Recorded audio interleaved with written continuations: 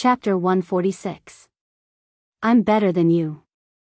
He didn't know if this guy with wooden thorns all over his body had eaten too much and lost his mind. How could he say something like that? To Rog, it sounded like Yamato saying to Hashirama, "My Mokutan is better than yours." No, this guy was far from even Yamato's level. For better or for worse, Yamato is an elite Umbun ninja from his roots, and the wood release he uses is a proper wood release, not some fancy tricks. Tell me, what's with these pieces of wood? At first, he thought that S.H.I.E.L.D. had gotten his cells or other biological samples from somewhere and then made a copy of him. But when Coulson talked about the helicarrier and the dead Leviathan, he was already sure that S.H.I.E.L.D. didn't make a copy of him.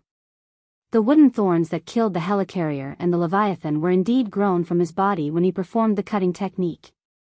But there was absolutely no way that those wooden thorns had his cells or biological samples on them. After removing the ninjutsu, these wooden thorns wouldn't even have chakra on them. Sayora, the man was just about to say something uncivilized when he felt a sharp pain in his hands, the pain of being pierced directly by wooden thorns. Answer whatever I ask. If you can't do it, I'll let you experience what they've experienced. Under Rog's control, wooden thorns more than 10 centimeters long grew from the palms of the two wooden arms and directly pierced the man's hands. The best way to deal with uncivilized people is to let them immediately experience the consequences of being uncivilized. Cultural education wasn't something that Rog liked. What he liked was to educate others through physical means. It only took a few times to make it unforgettable. It's S.H.I.E.L.D.'s experiment, they made me like this. After being taught a lesson, the man decisively chose to cooperate. Be more specific. However, Rog wasn't very satisfied with his answer. Therefore, he made the wooden arm grow a wooden spike that was more than 10 centimeters long. I have had superpowers since I was a child. I can control the growth of plants.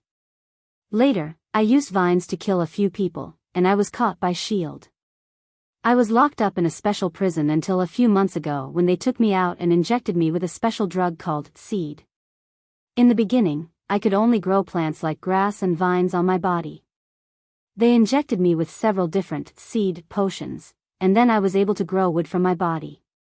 However, this ability is sometimes very unstable, so sometimes these wooden thorns will come out of my body on their own. The man quickly explained.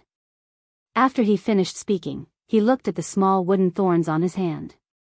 Your superpower is to control the growth of plants, but the energy required for the growth of plants cannot be produced out of thin air. How did you do it?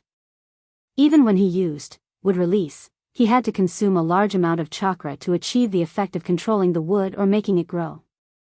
The man in front of him didn't have any special energy in his body. Just eat. After they injected me with the so-called seed potion, my appetite became better and better, and my stamina became a lot better. Every time I let the wood grow out of my body, it will consume a part of my stamina. As long as I have stamina, I can continue to let my body grow wood. Growing wood from the palm, then inserting the wood into other people's bodies, and finally letting these wooden thorns grow out of other people's bodies, they also taught me. But later, I watched your video and realized that they also learned from you. Let me tell you, those people from S.H.I.E.L.D. are really not good people. I think you should be like me and kill them until they bleed all over the ground. That way, they will be afraid of you and won't have any ideas about you. He didn't know if this guy was a chatterbox or if he felt that Rog would no longer hurt him. He began to chatter and even began to give Rog advice. I'm so cooperative, it's not right for you to kill me. And we're barely the same kind, aren't we? Yeah, S.H.I.E.L.D. isn't a good person. But, you're not a good person either. After that, Rog didn't continue to talk nonsense with this man, and wooden thorns grew out of his 3 wooden arms at the same time. When these wooden thorns entered the man's body, they grew out of the man's body again, causing a painful death effect similar to the cutting technique. The man didn't expect that Rog would actually do it, and in a way that he was very familiar with. It turns out that growing wooden thorns in the body is really painful. You want to take revenge on S.H.I.E.L.D., that's fine, but you shouldn't have done it to the people in the restaurant. As soon as his voice fell, Rog and the man disappeared from their seats. When he left with the flying thunder god, the sound of sirens became clearer and clearer outside the restaurant. Half an hour after returning to the office building with the body, Rog finally saw Nick Fury. Rogers, who was wearing a shield, and Hawkeye Barton, who was carrying a bow and arrow, also appeared with him. Rog, this time, as soon as Nick Fury opened his mouth, he was interrupted by Rog. "You only have one chance, think about it before you say it." Rogers and Hawkeye Barton didn't know what was going on. They just received an urgent notice from Nick Fury, and then they came here together in a Quinjet. After hearing Rog's cold tone at this time, they finally knew why Nick Fury had to ask the two of them to come together. "We do intend to replicate your ability to manipulate wood through experiments. I don't deny this. The experimental order to conduct the research was given by me, and I know that this violates our original agreement. So if you want to do it, I can understand. However, I don't think there's anything wrong with my order. We won the Battle of New York, but that was a victory for the Avengers, not for S.H.I.E.L.D. S.H.I.E.L.D. needs power, and only with power can S.H.I.E.L.D. better protect the world." Nick Fury said with a righteous face, and he didn't think there was anything wrong with S.H.I.E.L.D.'s approach. "Ha ha ha ha ha, as expected of S.H.I.E.L.D., who is responsible for protecting the world, you are always so righteous. You never feel that there is anything wrong with your approach. You always feel that the world needs your protection to be safe. Who do you think you are? You really think you are the messenger of justice who maintains peace?" Rog stood up directly and went straight to Nick Fury. Chapter 147. As long as one wasn't a fool, they could easily see that the current atmosphere was very wrong. When Roger came in front of Nick Fury, Rogers of the American team also stepped forward and said to Roger, "If you have something to say, we can talk slowly. There's no need to fight." Rogers didn't know Rog very well, but he had seen how Rog fought before.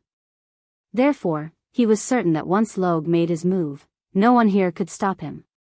Unlike Captain America, who took the initiative to step forward, Hawkeye Barton took a step back silently, then clenched the recurved bow in his hand. Hawkeye was a very pure agent, so in his opinion, Rog was obviously making a big deal out of nothing. Although Nick Fury wasn't a good person, in general, what he did was to protect the world. This was what Hawkeye Barton was thinking at this time. The thoughts of a senior S.H.I.E.L.D. agent. Rog didn't speak, just looked at Nick Fury with cold eyes. And Nick Fury didn't show the slightest sign of giving in, so he stood upright in front of Rog. "We didn't copy your cells, nor did we make a clone of you. We just used the wood you left behind to develop a new type of medicine. If you feel that our behavior offended you, we can make appropriate compensation." At this moment, Coulson's voice suddenly sounded. Coulson, who had finished dealing with the injury on his arm, walked in. May and Ward were still with him. Behind him was a 20-person S.H.I.E.L.D. Special Forces team. A fully armed S.H.I.E.L.D. Special Forces team. Rog ignored Coulson, and he would never accept S.H.I.E.L.D.'s so-called compensation. If he accepted S.H.I.E.L.D.'s compensation, then S.H.I.E.L.D. would only become more and more excessive in the future. This time, they dared to have ideas about his wood release, then next time, they would dare to have ideas about his chakra. In the end, they would even dare to have ideas about him. Some things, once you give in, can no longer be reversed. In order to prevent this from happening, the best way is to cut off their hands as soon as they have the intention to reach out. If you dare to reach out with your left hand, I'll cut off your left hand. If you dare to reach out with both hands, I'll cut off both. You can't touch what you shouldn't touch. You'd better not have any ideas about what you shouldn't have. Don't you want my power? No problem, I'll satisfy you. Rog finally spoke. His tone was calm, but anyone could tell that he definitely didn't mean to share his power with S.H.I.E.L.D. As soon as Rog finished speaking, Nick Fury's right hand grabbed the pistol at his waist. However, before he could pull the pistol out of the holster, he felt an intense pain that penetrated his heart. Chi chi chi chi, in the blink of an eye, dozens of 10-centimeter-long wooden thorns grew out of his right arm, piercing his skin, destroying his muscles, and breaking the bones in his hand. When Nick Fury's right hand became unrecognizable, people realized that Roger's left hand was pressing down on his shoulder. This is the power you want. As soon as Rog's voice fell, the wooden thorns on Nick Fury's right arm grew crazily again. Bang! The crazily growing wooden thorns instantly broke Nick Fury's entire right arm. Minced meat and bright red blood splattered everywhere. Just as Nick Fury's right arm was completely broken by the wooden thorns, a pale blue light visible to the naked eye emerged in front of Rog, blocking the splashing flesh and blood. Crazy, really crazy. Although everyone knew that this matter would be difficult to resolve. But no one thought that Rog would so decisively destroy Nick Fury's entire right arm. That was Nick Fury, the director of S.H.I.E.L.D., the most powerful secret service organization in the world. Without anyone's order, after discovering that Rog destroyed Nick Fury's right arm in this cruel way, the Special Forces soldiers behind Coulson immediately raised their weapons and pointed their guns at Rog. As long as Nick Fury or Coulson gave the order, they could immediately shoot Rog into a hornet's nest. It has to be said that these Special Forces soldiers had good ideas. But they didn't realize what kind of existence they were facing now. When they raised their weapons, Rog glanced at them casually. Then, these Special Forces soldiers fell to the ground as if they had lost their souls. Sharingan Genjutsu. A group of ordinary people can't resist the Genjutsu of Sharingan. In just a moment, these Special Forces soldiers fell into the Genjutsu world constructed by Rog and lost consciousness. From now on, the agreement is invalid. If you want revenge or to regain your face, just come at me, Rog, will take it all. After that, Rog ignored Nick Fury, and even ignored Team America, who was ready for battle, and Hawkeye, who aimed their bows at him, and directly left with the Flying Thunder God.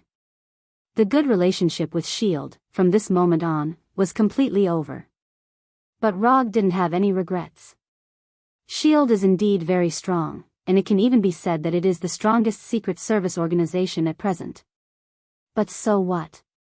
If it really comes to the point of no return, he can guarantee that the one who dies must be S.H.I.E.L.D. When it comes to fighting, he is really not afraid of anyone. Although Nick Fury's right arm was destroyed by him, in the next few days, Rog did not suffer any attacks from S.H.I.E.L.D., not even those deliberate difficulties on the surface. Days passed, and everything seemed to have returned to its original state. But a month later, he suddenly received a black business card with an octopus-like logo. He was no stranger to the octopus-like logo on the business card. This is the symbol of Hydra. The business card suddenly appeared in his office, and neither Sky nor Erica knew who sent it. Even the closed-circuit television happened to have some small accidents at that time and did not capture any useful pictures.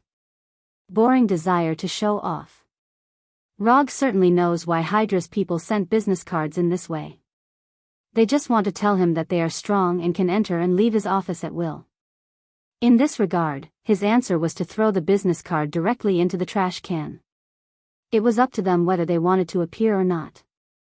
They were just an organization without much strength. What was the point of pretending to be a wolf?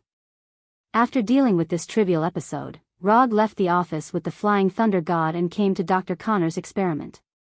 After postponing the planned date again and again, Dr. Connors finally derived the last key data and successfully restored Richard's super spider equation.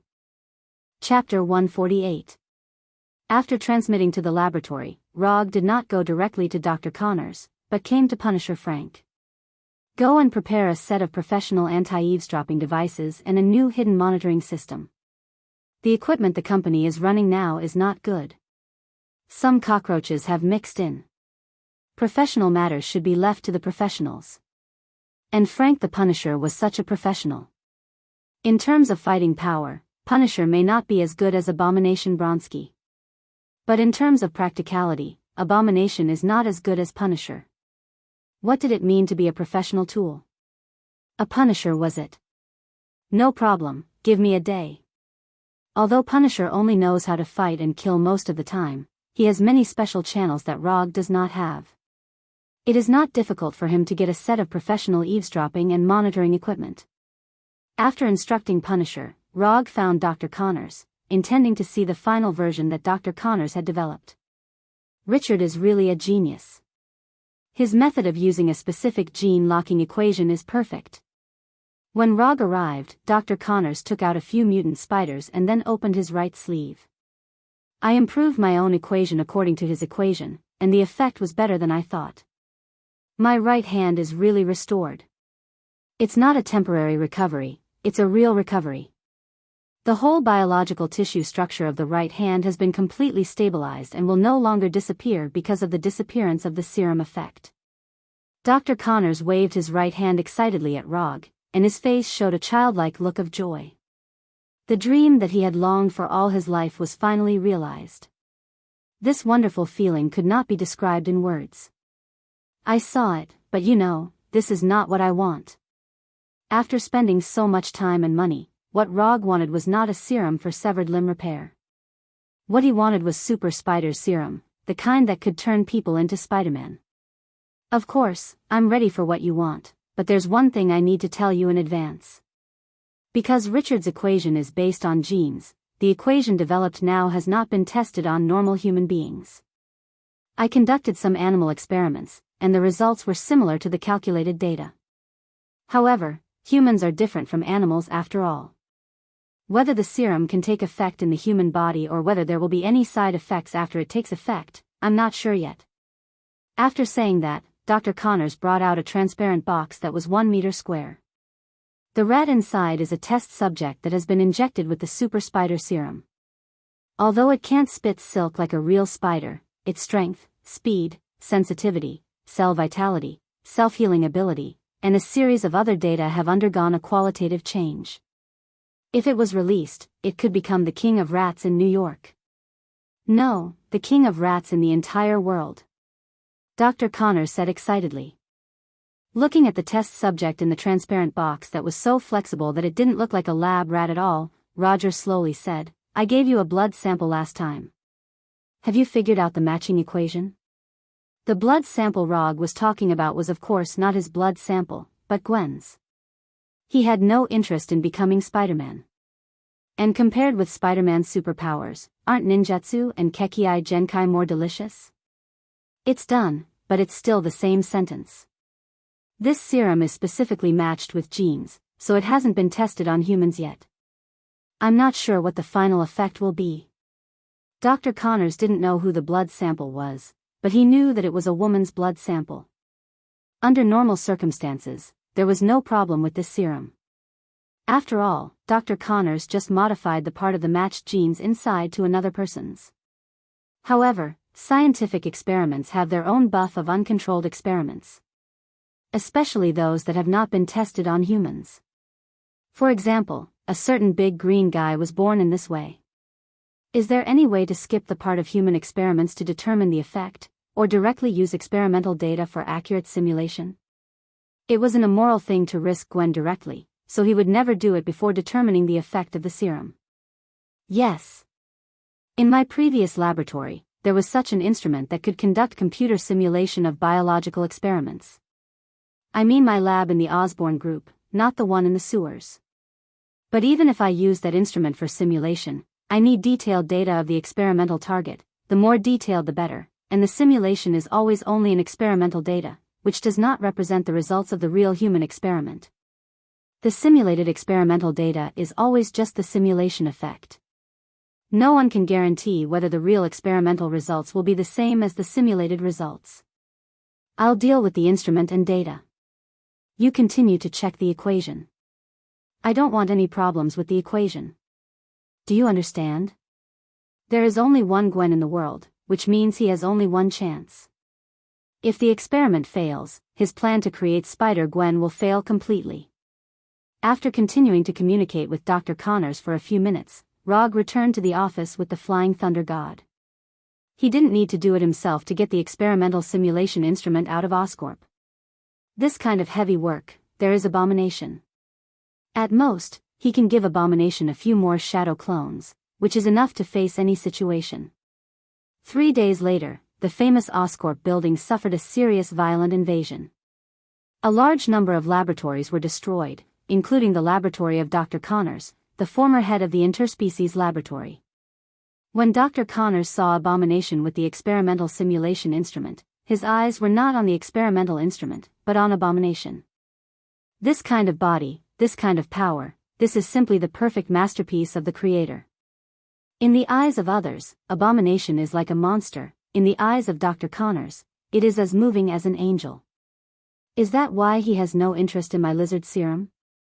But compared with this beautiful creature in front of me, my lizard serum is really nothing. The abomination had never seen Dr. Connors before. When he saw Connors walking towards him with a longing expression and gently stroking his arm, he suddenly had the idea of directly smashing Dr. Connors to death with the instrument in his hand. No, I have to endure. This guy is also someone Rog found. If he kills him, Rog will be very angry. However, this guy's perverted behavior really made people very unhappy. Chapter 149. Abomination's tolerance led to Dr. Connors' insatiable appetite. After stroking Abomination's right arm, Dr. Connors was still not satisfied and set his eyes on Abomination's steel-like abs. No, I can't stand it. This dead pervert, according to Abomination's previous style, he would give Dr. Connors a hard punch to let him know that there are some things that can't be touched. But after thinking of Rog's would release, Abomination had to forcibly suppress the anger in his heart. When Dr. Connors' right hand was about to touch Abomination's abdominal muscles, Abomination decisively stepped back a few steps and then put the experimental instrument in his hand in front of him. The handover is complete and he will leave immediately. Without any hesitation, Abomination turned and left. As he strode away, Abomination did not forget to shake his right hand that had been touched by Dr. Connors. Disgusting, extremely disgusting. After watching Abomination leave, Dr. Connors stuck out his tongue and licked his lips like a lizard. Fortunately, Abomination has left at this time. If he saw this scene, even with Rog's suppression, he would not be able to help but beat Dr. Connors. At worst, he would be taught a lesson by Mu Ren afterwards. At this time, Rog didn't know what was happening in the laboratory, because now there is a guy who is S.H.I.E.L.D. on the surface but is actually Hydra coming to his office. Hydra was waiting for Rog to take the initiative to contact them, but they didn't expect that their carefully prepared business cards were thrown directly into the trash can by Rog. After waiting for a few days in vain, they had to change their plan and take the initiative to come.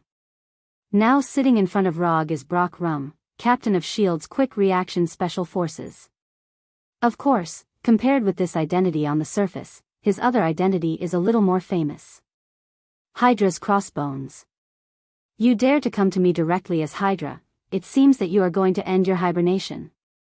This is not the first time Rog has dealt with Rum. They have met a few years ago. But at that time, Rum was still an ordinary Special Forces member. At that time, Rum's Special Forces received a mission to capture Rog. The result of the mission was obvious. Rum and the others failed and lost nearly half of their men. It was also because of their failure that the Black Widow Natasha decided to take action personally. Nick Fury is already old. He can't see the future of the world, just like he can't see your true personality. Since he dared to use the identity of Hydra to find Rog, Rum Lo is naturally prepared for everything. The worst result is nothing more than him ending his lurking in S.H.I.E.L.D. ahead of time. At this point, even if he ended his concealment early, it was no longer important. What Hydra needed to prepare, they have already prepared 70 to 80% of it. As for the rest, they were just icing on the cake. Come on, what is the famous Hydra looking for me for? I don't think my small private military company can help Hydra. Hydra does more espionage operations. Even if it is an assassination operation, it is only targeted at some ordinary targets. This kind of task can be easily done by Hydra himself, there is no need to find him. No, you look down on yourself too much. Don't say that you are the masked man, just some of the things in your hands are already valuable. For example, the Abomination Bronsky, the Undead Punisher, and the Iron Man armor with its own energy. And as far as we know, Dr. Lizardman Connors, who gave Oscorp a headache some time ago, is now in your hands. Rog was not surprised that Hydra was able to investigate the Abomination and Punisher. After all, they often appear in public. But Hydra was able to investigate Dr. Lizardman and Mark III, which surprised him a little. Since rescuing Dr. Connors from Oscorp, Dr. Connors has not left the secret laboratory. As for Mark III, he has not worn it once. Even S.H.I.E.L.D.'s people didn't know that he had a set of Mark III with its own energy in his hands. Interesting. Although you said so much, if I'm not wrong, what you want should be Tawny's Iron Man armor. Among the 4 things proposed by Rum, the one that best meets Hydra's current needs is Iron Man's Iron Man armor. In particular, the Battle of New York has shown the world the power of the Iron Man armor. However, since the Ironmonger incident, Tawny's protection of the Iron Man armor has increased by several levels. In addition to Colonel Road wearing a set of Mark II and transforming it into the Iron Patriot, only Rog has a set of Mark III in his hands. But only he and Tawny know about this. What we want most now is the Iron Man armor, but we are also interested in the Abomination, Punisher, and Lizardman's biotechnology. If you are willing to give us the Iron Man armor for a few days to study, or provide these 3 biotechnology, we will give you an unimaginable return. Although Hydra has never officially contacted Rog before, this does not mean that they know nothing about Rog.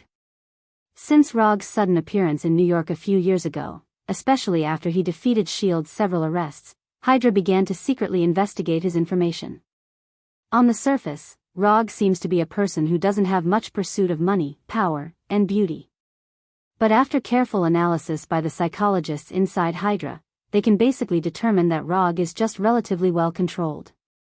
Simply put, he is not pure and simple, he is just a little bit boring. Hydra is not worried about Rog's greed and lust because they have enough strength to satisfy Rog, which is one of the reasons why Rum is so straightforward. Just name your price and Hydra will lose if they can't satisfy you. It seems that you are very confident. I can't give you the Iron Man armor. This is a matter of principle. As for the biotechnology you mentioned, it's not impossible to give you one. However, I'm afraid you won't be able to give me what I want. Although he doesn't know what went wrong, causing Hydra to think that the Punisher's immortality is some kind of biotechnology, Rog has no intention of explaining this to them. Just say it, what do you want? Rum said with great confidence. I want the obelisk, which is the first 084 item in S.H.I.E.L.D. Chapter 150. Obelisk? What is that? As the captain of S.H.I.E.L.D's Quick Reaction Special Forces, Rum certainly knows what the code number 084 means. But the problem is that he has never heard of the obelisk at all. Do you just want the obelisk? If it's just an item of 084, then I don't think there's any problem at all. Although he doesn't know what the obelisk is, Rum doesn't think it's a big problem. Isn't it just an item of 084, just give it to him. First of all, this is not an ordinary item of 084, it's the first item of 084. Secondly, I think you'd better give feedback to the people above you, it's not as simple as you think. Looking at Rum's indifferent face, Rog knew that this guy didn't know what the obelisk meant. In that case, I can give feedback to the people above. But I want to know, if we give you the obelisk, what can you give us? I can lend you Abomination for a few days, or give you 5 copies of Dr. Connor's lizard serum. Mark III and Punisher don't need to think about it. One is a matter of principle, and the other will involve some of his secrets. Although even if Punisher is handed over to Hydra, they may not be able to study anything, but it's always right to be careful. Are there only these 2?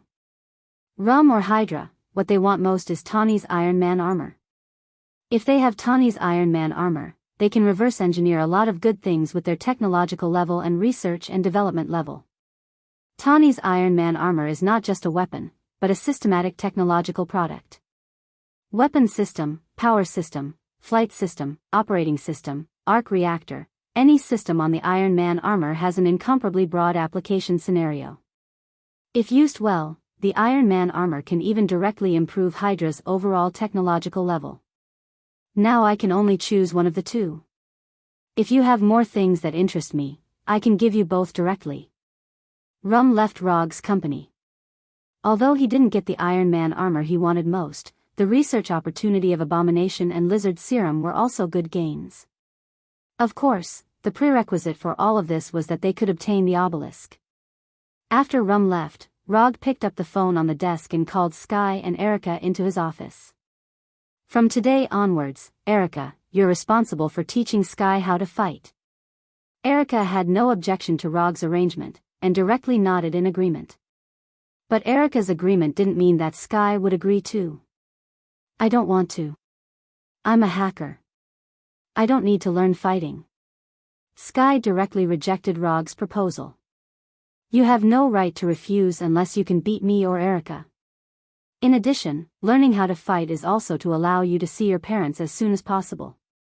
Although Sky's hacking skills weren't bad, the Shockwave Girl Sky was the role she should play in the future. When he asked Hydra for the obelisk, he had already made the decision to let Sky awaken as an inhuman ahead of time. Although he was still dissatisfied, Sky agreed in the end. As long as she could find her parents, let alone learning how to fight, she could even join S.H.I.E.L.D. He didn't know if it was because Hydra didn't get the obelisk, or if they felt that the obelisk was more valuable than what Rog had given them. After Rum left, Hydra never contacted Rog again.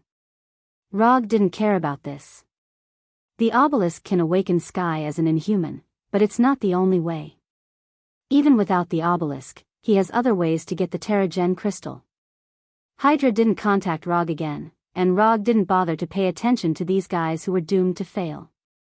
A week later, Rog received a message from Dr. Connors.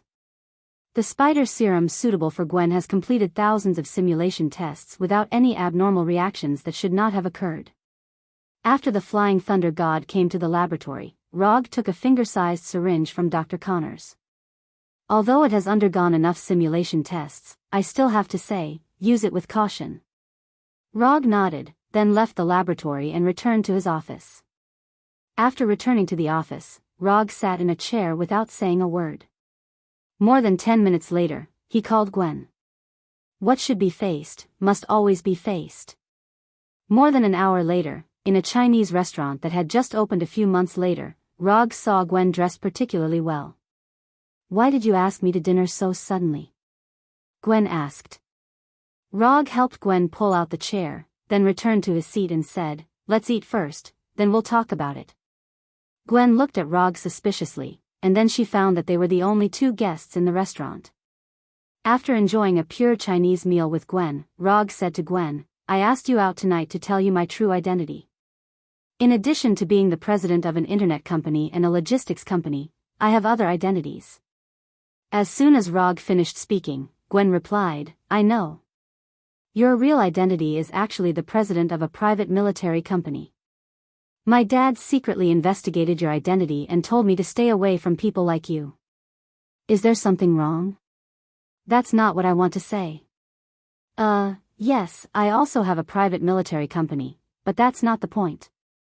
After a pause for a few seconds, Rog continued, do you remember the Avengers I told you about before, Captain America, Iron Man, Masked Man and so on? Remember, you also asked me what I thought of these superheroes.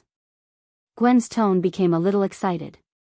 For girls of her age, superheroes and so on have their own charm aura.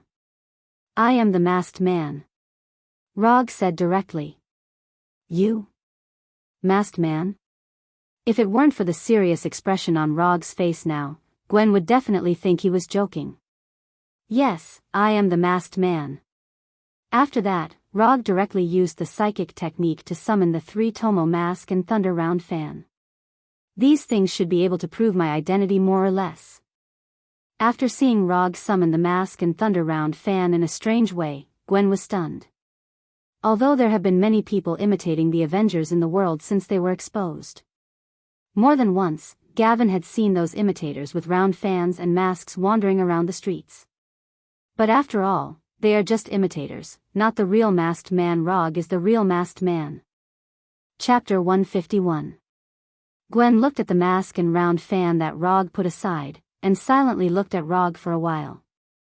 Then, she asked, can you fly? No.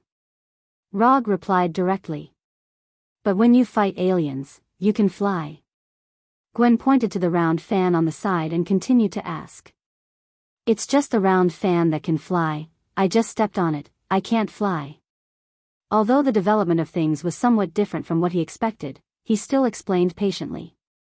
Don't worry, haste makes waste.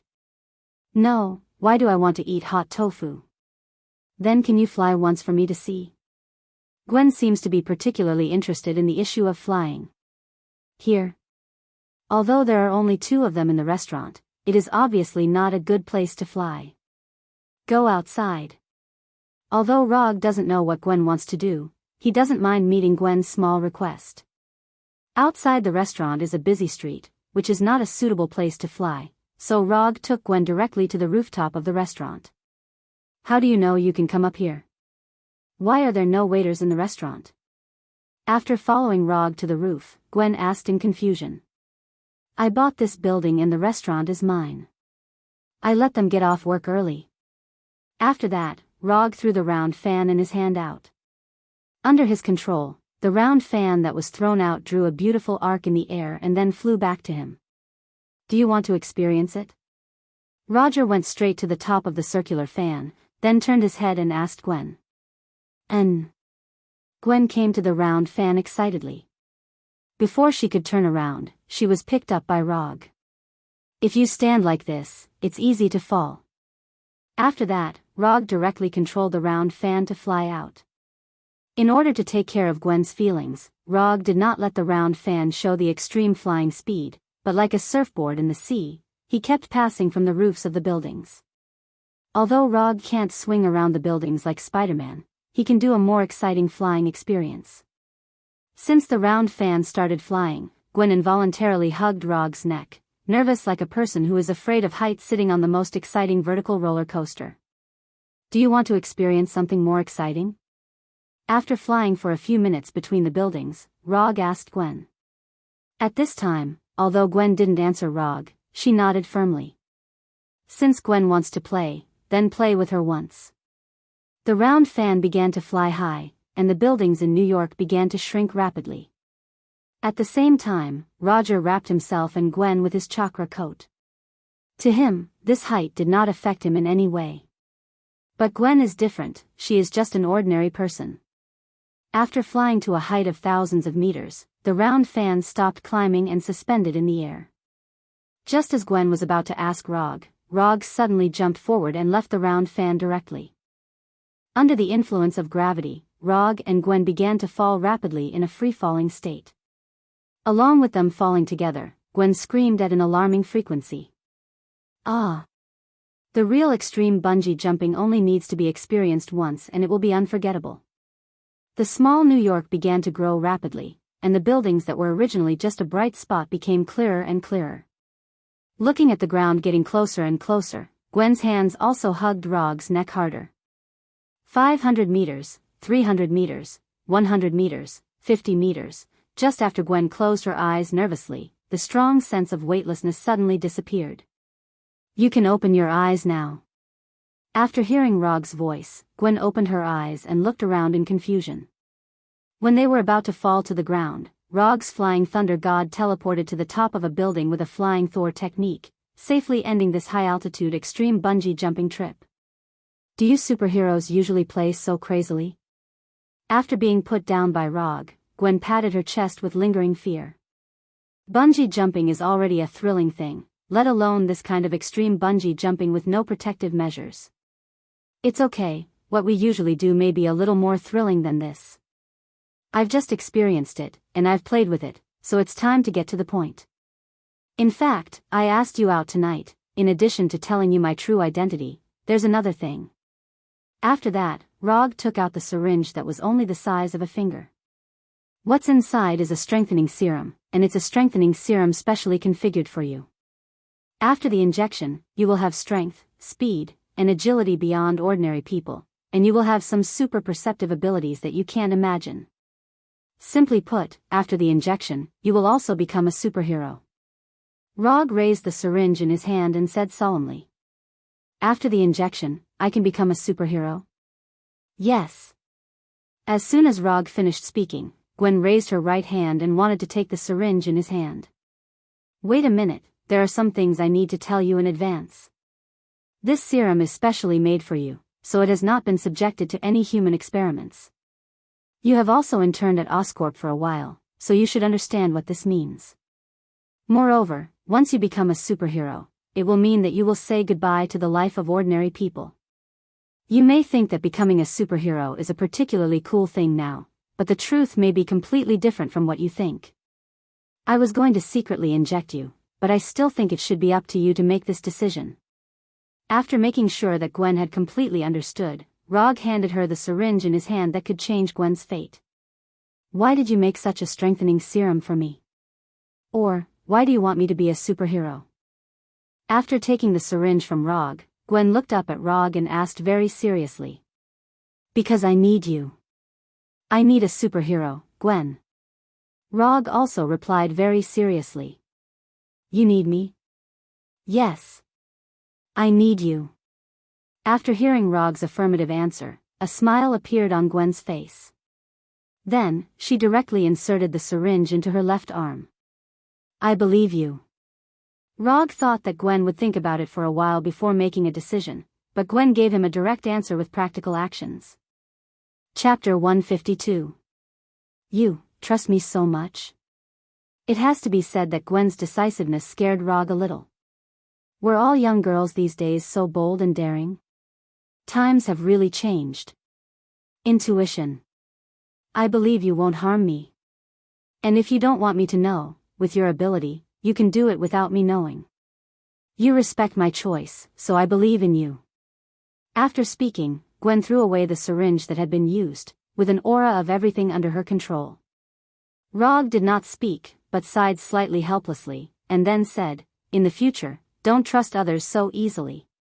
For example, I am not the kind of superhero you imagine. Strictly speaking, I am not even a hero, let alone the kind of superhero who will save the world. I believe in my intuition. For Rog's reminder, Gwen didn't seem to take it to heart at all, and there was some excitement in her tone. Can this serum really make me a superhero? I don't seem to feel it at all. Just when Gwen began to doubt whether the injected serum was effective, a feeling of exhaustion that seemed to come from the depths of her soul suddenly came up. I take back that sentence just now. Before she finished speaking, Gwen fell forward as if she had lost all her strength and fell into Rog's arms. I'll be fine after a nap. This was the last sentence Gwen heard before she lost consciousness. Looking at Gwen, who had completely fainted in his arms, Rog began to struggle. Should I send her home? Although he knew the specific address of Gwen's house, if he sent the unconscious Gwen directly home, Gwen's parents might have some inexplicable ideas. So for the sake of safety, and to avoid some unnecessary trouble, he decided to take Gwen home, back to his home. Rog guaranteed with his own personality that this was really just to avoid unnecessary trouble in the future. After sensing the flying Thor at home, Rog and Gwen disappeared directly from the rooftop. After bringing the unconscious Gwen back to his home, Rog carried Gwen directly to his bedroom. Then, he left Gwen alone in the master bedroom. A little white dragon in the waves who was good at galloping on horseback would not take advantage of others when they were in danger. This was a matter of principle. After confirming that Gavin was only unconscious because of the effect of the serum, Rog went to his study and began to design a battle suit for Gavin. He said that he was designing the battle suit, but in fact, he was just redrawing the battle suit that already existed in his mind. The battle suit was mainly white and black. The upper body was mostly white, while the lower body was black. The elbows and the inside of the arms were a classic red spider web design. The headgear was also mainly pure white, but the outline of the eye sockets had been changed to red stripes. In addition to the color being different from the other spider suits, this spider suit belonging to Gavin also had a hood. The outer layer of the hat was also white, while the inner layer was in the form of a red spider web. After drawing the sketches of the battle suit and noting the body's data, Rog sent the designs to Erica and asked her to make as many arrangements as possible. After doing all this, Rog used chakra perception to sense Gwen's current life energy state, and then came to the guest room. The master bedroom was given to Gwen, so of course, he could only sleep in the guest room. The night was silent. Early the next morning, before Gwen got up, Rog specially prepared a large breakfast. If he remembered correctly, after being bitten by the mutant spider, Peter Parker showed a behavior of eating a lot to replenish his energy. It's better to be prepared than not to be prepared. After preparing breakfast, Rog did not go to the master bedroom to wake Gwen up, but came to the living room and played Berserker's Creed that he had not yet cleared. He just used chakra perception to sense Gwen's state and found that Gwen had gotten up and was now washing in the bathroom. Just after he completed an assassination mission, he heard footsteps coming from the side. Following the sound of footsteps, he turned his head and saw a scene that made his heart beat faster even though he had been on the battlefield for a long time. After washing up, Gwen came to the living room, but at this time, she was not wearing yesterday's clothes, but Rog's white shirt. The shirt that was just right for Rog was obviously much looser and bigger on Gwen. And it was directly worn with the effect of disappearing under the shirt. Long blonde hair with water droplets, a loose white shirt, slender and straight legs. Rog felt that his rationality seemed to have begun to show signs of turning into a beast. He looked at Gwen standing aside, looked at the game controller in his hand, and then turned to look at Gwen. For a man, this choice should not be difficult to make.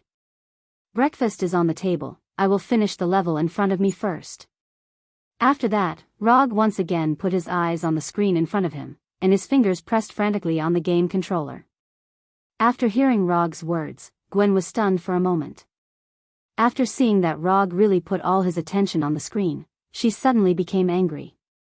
Not long after waking up, Gwen guessed that this should be Rog's home.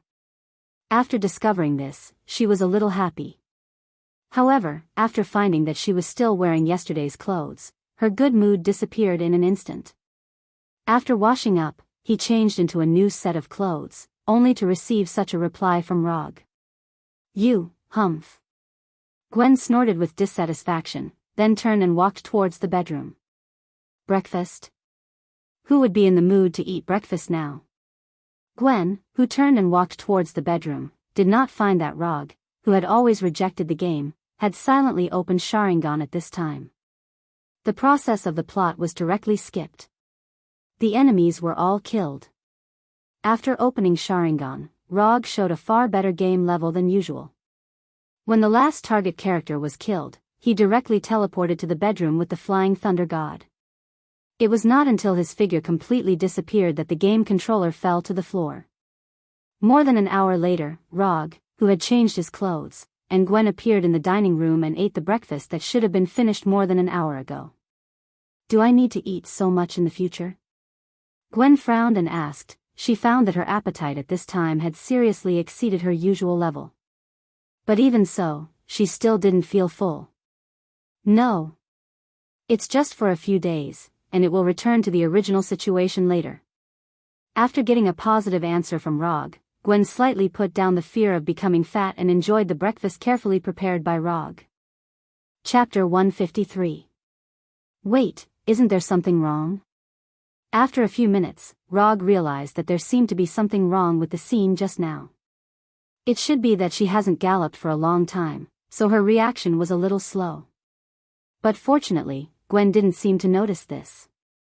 After breakfast, Rog sent the Flying Thunder God to his office and introduced Gwen to Sky and Erica. Erica, on the other hand, didn't react. She simply looked at Gwen curiously. Sky, on the other hand, showed an "I knew it" look. Rog chose to ignore Sky's malicious smile. "She's just a kid, don't worry about her." Later, Rog Flying Thunder God again and took Gwen to the warehouse where Dr. Connor's laboratory was located. "Gwen? Why are you here?" Dr. Connors is no stranger to Gwen. When Gwen was an intern at Oscorp, she interned in his laboratory. "Dr. Connors?" After seeing Dr. Connors, Gwen also showed a shocked look. Several months ago, Oscorp announced that Dr. Connors died unexpectedly because of an experimental accident. It was because of this that Gwen ended her internship at Oscorp ahead of schedule. That's a bit complicated to explain. I'll tell you slowly later. The serum you injected yesterday was developed by Dr. Connors. Now is not a good time to explain the grievances between Dr. Connors and Oscorp, so Rog interrupted their conversation in time and directly ended the topic that would be long once they talked about it. In addition to Dr. Connors, Frank the Punisher and Bronsky the Abomination were also in the warehouse at this time. After introducing the Punisher and the Abomination, Rog took Gwen to a building near her home. "You haven't been back all night. Go back and say you're safe. I'll come back to you in the evening." After saying goodbye to Gwen, Rog once again teleported to Dr. Connor's laboratory. Taking Gwen to the company and coming to this warehouse was just to let Gwen officially enter his life circle. As for the rest, there would be time to slowly introduce it to Gavin in the future. After returning to the laboratory, Rog went directly to Dr. Connors and went straight to the point. First of all, thank you for your hard work during this period of time. Later, I will ask Frank to give you a Swiss banknote as my small gift to you. Now that Gwen has injected the spider serum, there is no need to continue to limit Dr. Connors here. From a personal point of view, he was very grateful for the doctor's efforts during this period of time. So he intended to give freedom back to Dr. Connors. Doctor, if you're willing, you can leave right away. But before you leave, I will leave a curse mark on your tongue. This curse seal won't cause you any harm, it's just to ensure that you won't leak out any secrets related to me. For example, the formula for the spider serum, and the identity of Gavin and me. After saying that, Rog paused for a few seconds before continuing. Normally, I shouldn't threaten you at this time, but you should also understand the importance of these secrets. The best way to make someone keep a secret was to send that person to meet the Grim Reaper. Because only dead people will never leak secrets. But to Dr. Connors, who had helped him, Roger could not do such a thing as burning the bridge after crossing the river. In any case, Dr. Connors helped him complete a small dream, so if it wasn't necessary, he would never do that. Since he can't kill Dr. Connors, he can only use other ways to ensure that Dr. Connors doesn't leak secrets. And at this time, it's time for the system to perform. There are all kinds of fancy ninjutsu in the system, and one of them is called the Seal of Tongue Calamity Isolation Seal, which is very suitable for his current needs. The Seal of Tongue Calamity Root is a special seal used by Konoha Pot King Danzo to bind his subordinates. By engraving the curse seal on the target's tongue, the target can't say any secrets related to himself. Once there is such an idea or plan to do so, the target will be paralyzed, unable to speak, and unable to move. Actually, I don't intend to leave here. If you allow me, I want to study the abomination Bronsky. I can be a member of your team, as long as you are willing to cooperate with my research on the abomination. Rog thought that Dr. Connors would refuse, but he didn't expect that Dr. Connors would be willing to stay on his own initiative. And the reason for staying is the abomination.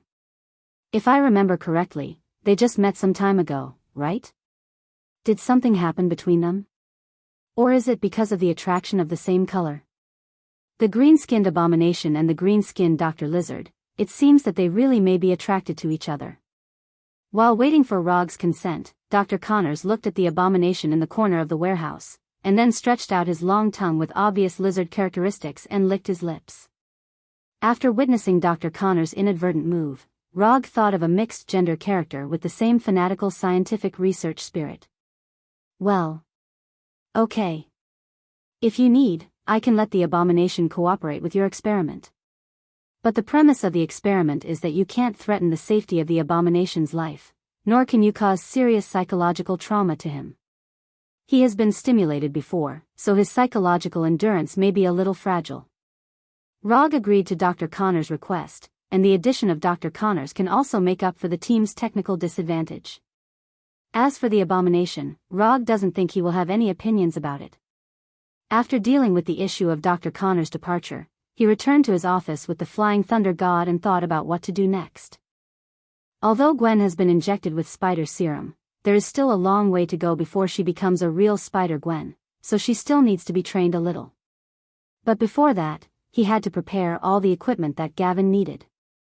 For example, battle suits, cobweb launchers, etc. The battle suits had been handed over to Erica and should be done soon. The cobweb launcher is a little more troublesome because the launcher needs to be remade.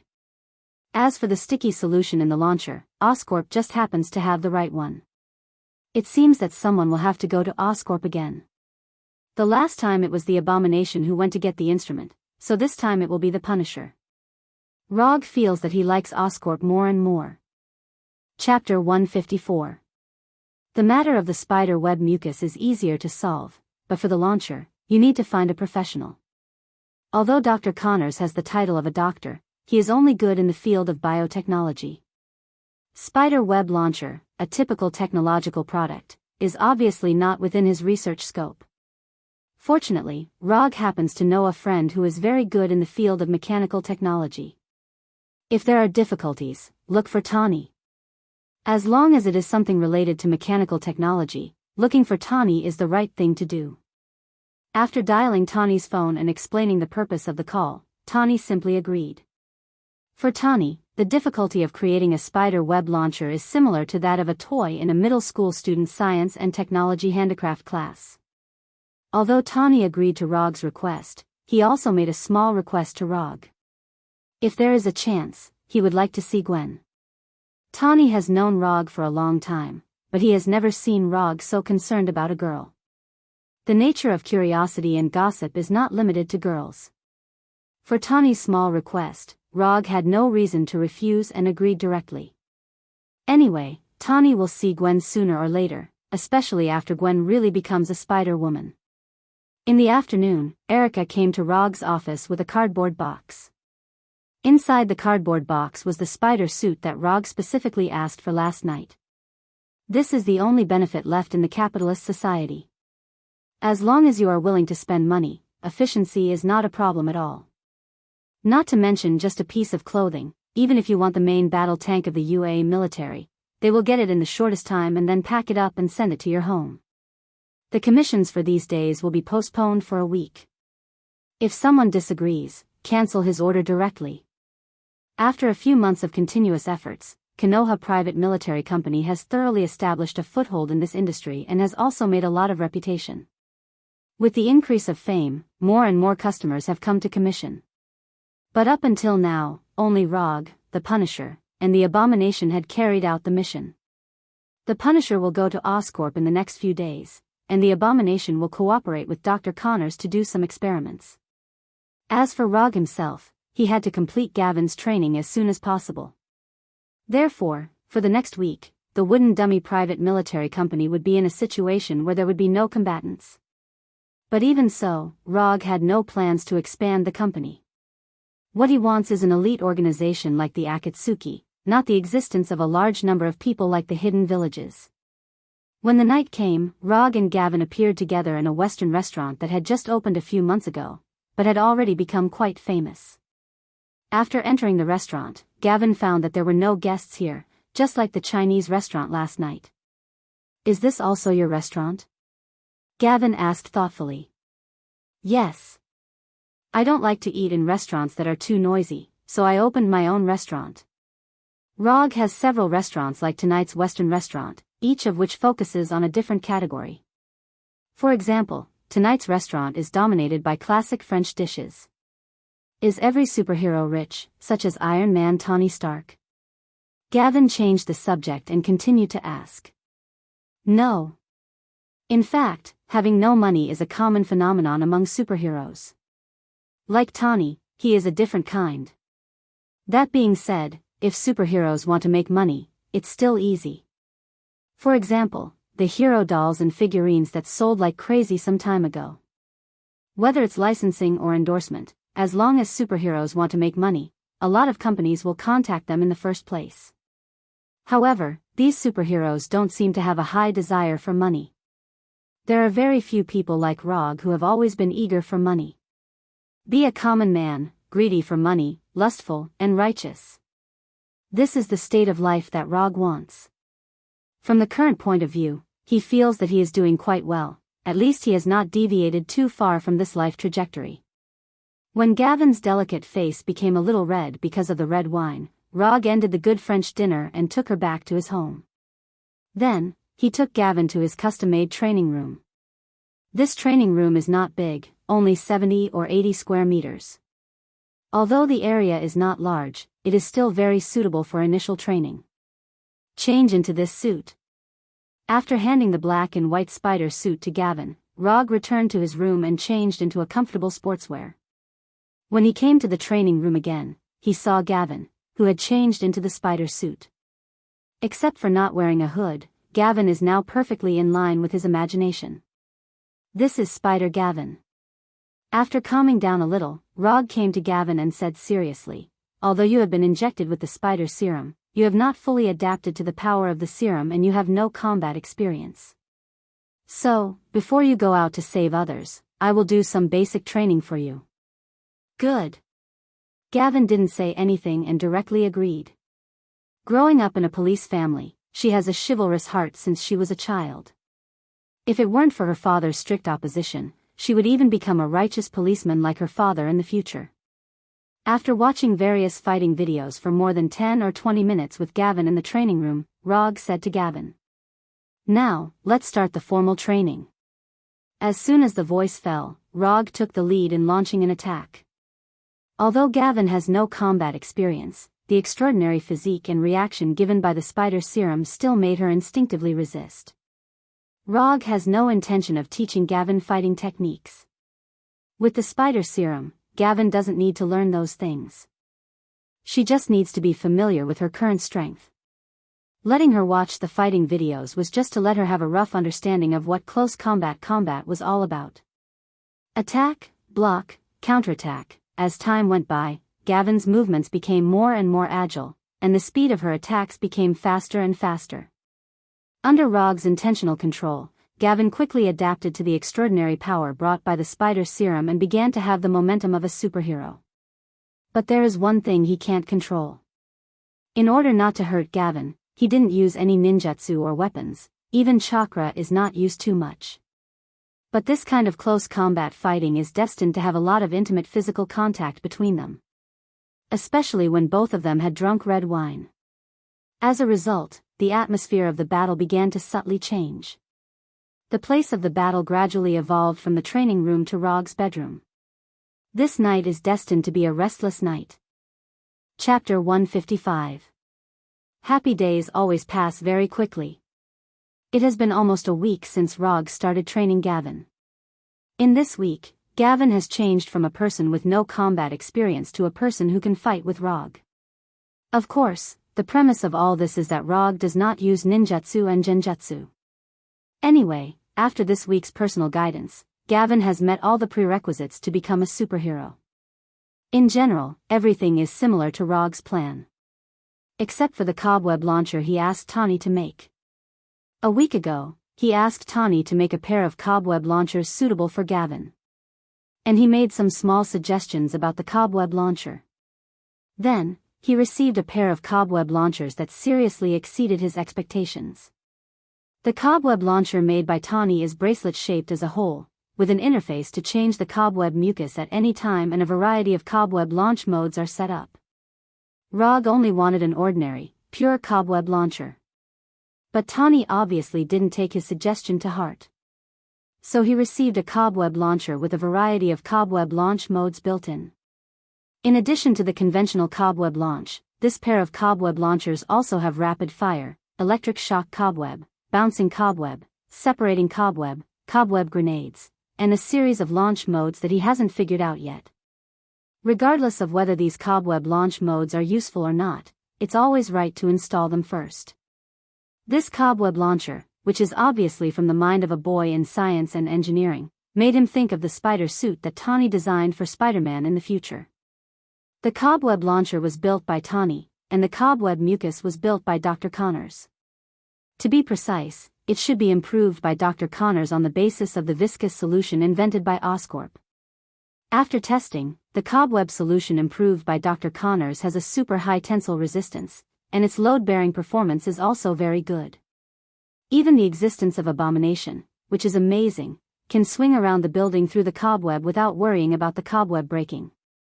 There were still a few hours before night fell, but Gavin was already eager to try. If it weren't for Rog's insistence that she only set off at night, she wouldn't have been able to hold back her excitement and would have started her first righteous patrol. Gavin waited excitedly for the night to come, while Rog browsed the latest news of Oscorp in his study. He didn't know if Oscorp was in a serious state of reverse recently. A few days ago, the Punishers visited Oscorp, and 2 days ago, they experienced a serious violent invasion. And according to Oscorp's announcement, the violent invasion 2 days ago was a premeditated vicious invasion. The violent invaders also stole several combat armor prototypes that Oscorp was developing. However, Oscorp did not release the stolen prototype data, not even the least pictures were released. Since the official debut of Tawny's Iron Man armor, combat armor has become the research and development goal of many large groups. Although Oscorp's main focus is in the field of biotechnology, it does not mean that they are ignorant of the field of mechanical technology. With Oscorp's financial resources and research and development level, it is not difficult to develop several combat armor. ROG was not interested in what armor Oscorp lost. He just didn't want these armors to have any impact on Gavin's novice mission. After thinking about it for a few minutes, he decided that it was better to be steady. After nightfall, Spider Gavin set off. But what Gavin didn't find was that not long after she set off, a shadow clone followed her silently. After all, Gavin is still a newcomer, although she has enough power to protect herself and can easily deal with those conventional criminals. But the problem is that this is New York. In this city, anything can happen. When Gavin started her first superhero action, ROG also began to attack the last few levels of Berserker's Creed. Time passed little by little, and just when ROG thought that Gavin's action tonight would draw a perfect end, he suddenly received feedback that the shadow clone was lifted. It's really what you're afraid of. After sensing the Flying Thor technique on the spider web launcher, ROG directly left the living room with the Flying Thunder God and teleported to Gavin's side. As soon as the teleportation ended, he saw a scene like a battlefield, and Gavin, who was breathing rapidly. At this time, Gavin was standing on the top of a building, looking down at the street below. Following Gavin's gaze, you can see a 3 or 4 meter tall steel creature. To be precise, it's a steel rhinoceros with machine guns and missile launchers hanging on its body. At first sight of this guy, ROG recognized his identity. Rhinoceros Alexei Sisevich. I'm a rhinoceros, I said I would come back. After using the machine guns on the rhinoceros armor to penetrate 5 or 6 police cars in front of him, Alexei took the initiative to open the armor on his head and shouted excitedly at the police opposite him. Relying on the powerful firepower of the armor, Alexei forced the New York police officers to retreat. Behind Alexei, there were 7 or 8 punks who were also wearing rhinoceros headgear. These punks kept going in and out of the bank next to them, throwing bags of US dollars into the heavy trucks that had been prepared. Boom! Boom! Boom! Alexei, wearing the rhinoceros armor, blocked all the police alone, and the small missiles fired by the armor directly turned the police cars that came to support into fireballs. Ha ha ha ha, New Yorkers, fear, this is the power of the rhinoceros. After saying that, Alexei once again started shooting like a madman. Da-da-da-da-da-da, you did a good enough job tonight, leave the guys below to me. As soon as the voice fell, ROG summoned the 3-tomo mask and the Kusanagi sword. Then, he jumped directly from the top of the building. You dare to hit my woman, you're really tired of living.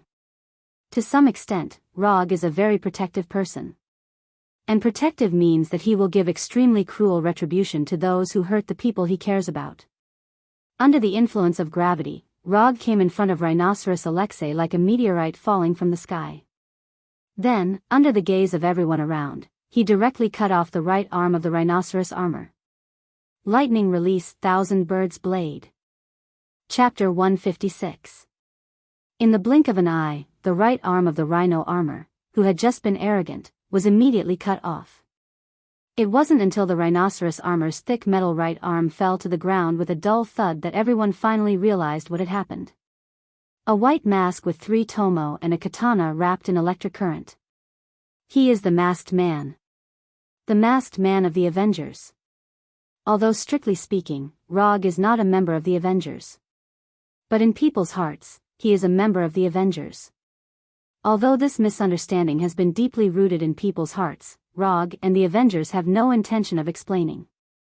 Misunderstanding is misunderstanding, anyway, it's not a bad thing. How dare you lay your hands on my woman? ROG is very angry now, very angry. He couldn't bear to hit Gwen too hard during training, but this damned rhinoceros man injured Gwen during her first operation. Although Gwen was not hit by bullets and missiles, he clearly saw the scene of the rhino man hitting Gwen through the feedback of the shadow clone. Your woman? Alexei's IQ is not high, otherwise, he would not have taken his men to rob a bank not long after he got the rhino armor. So he couldn't react for a while. Who was the woman ROG was talking about? Alexei didn't answer ROG, or rather, he couldn't remember who ROG was talking about. Even a few minutes ago, he had just hit Gwen and he didn't think of this. Chi. Alexei stood there in a daze, but Rog didn't intend to be in a daze with him. He raised his katana and cut off the other arm of the rhino armor. Clang! When the other metal arm was cut off, Alexei finally remembered something. "You're talking about that woman, the woman who jumps around like a spider," Alexei said loudly, and then Roger raised his hand and slashed down again. This time, Rog cut the left leg of the rhino armor. Bang! Without the support of its left leg, the gigantic rhinoceros armor fell backwards without any suspense, coming into close contact with the ground. The rhino armor developed by Oscorp looked very powerful, but in fact, it was not even comparable to Obadiah's Ironmonger. Not to mention Tawny's Iron Man armor. Although Ironmonger was not very strong, Ironmonger could at least fly, and it used the arc reactor as a power source. From a technical perspective, the rhino armor is at least several levels behind Tawny's Iron Man armor. The difference was even greater than the difference between an ordinary production car and an F1 racing car. "Oh, looks like you've remembered." After saying that, Rog cut off the horn of the steel rhinoceros that was half the height of a man. Alexei tried his best to control the rhinoceros armor, trying to stand up again or use the armor's weapons to repel Rog. However, Rog did not give him the chance to do so. The Kusanagi sword entwined with lightning constantly slashed across the rhinoceros armor, destroying the weapons attached to the rhinoceros armor one by one. Later, under the watchful eyes of the people and the live news camera, Rog stepped onto the rhinoceros armor that was lying on its back. "If you just robbed a bank, I would have beaten you up at most and then handed you over to the New York police. But you did something that I can't forgive, so..." Before he finished speaking, Rog raised the Kusanagi sword in his hand and then inserted it straight down. The size of the rhinoceros armor is far larger than that of a normal person, which means that the controller inside will be perfectly wrapped inside the armor.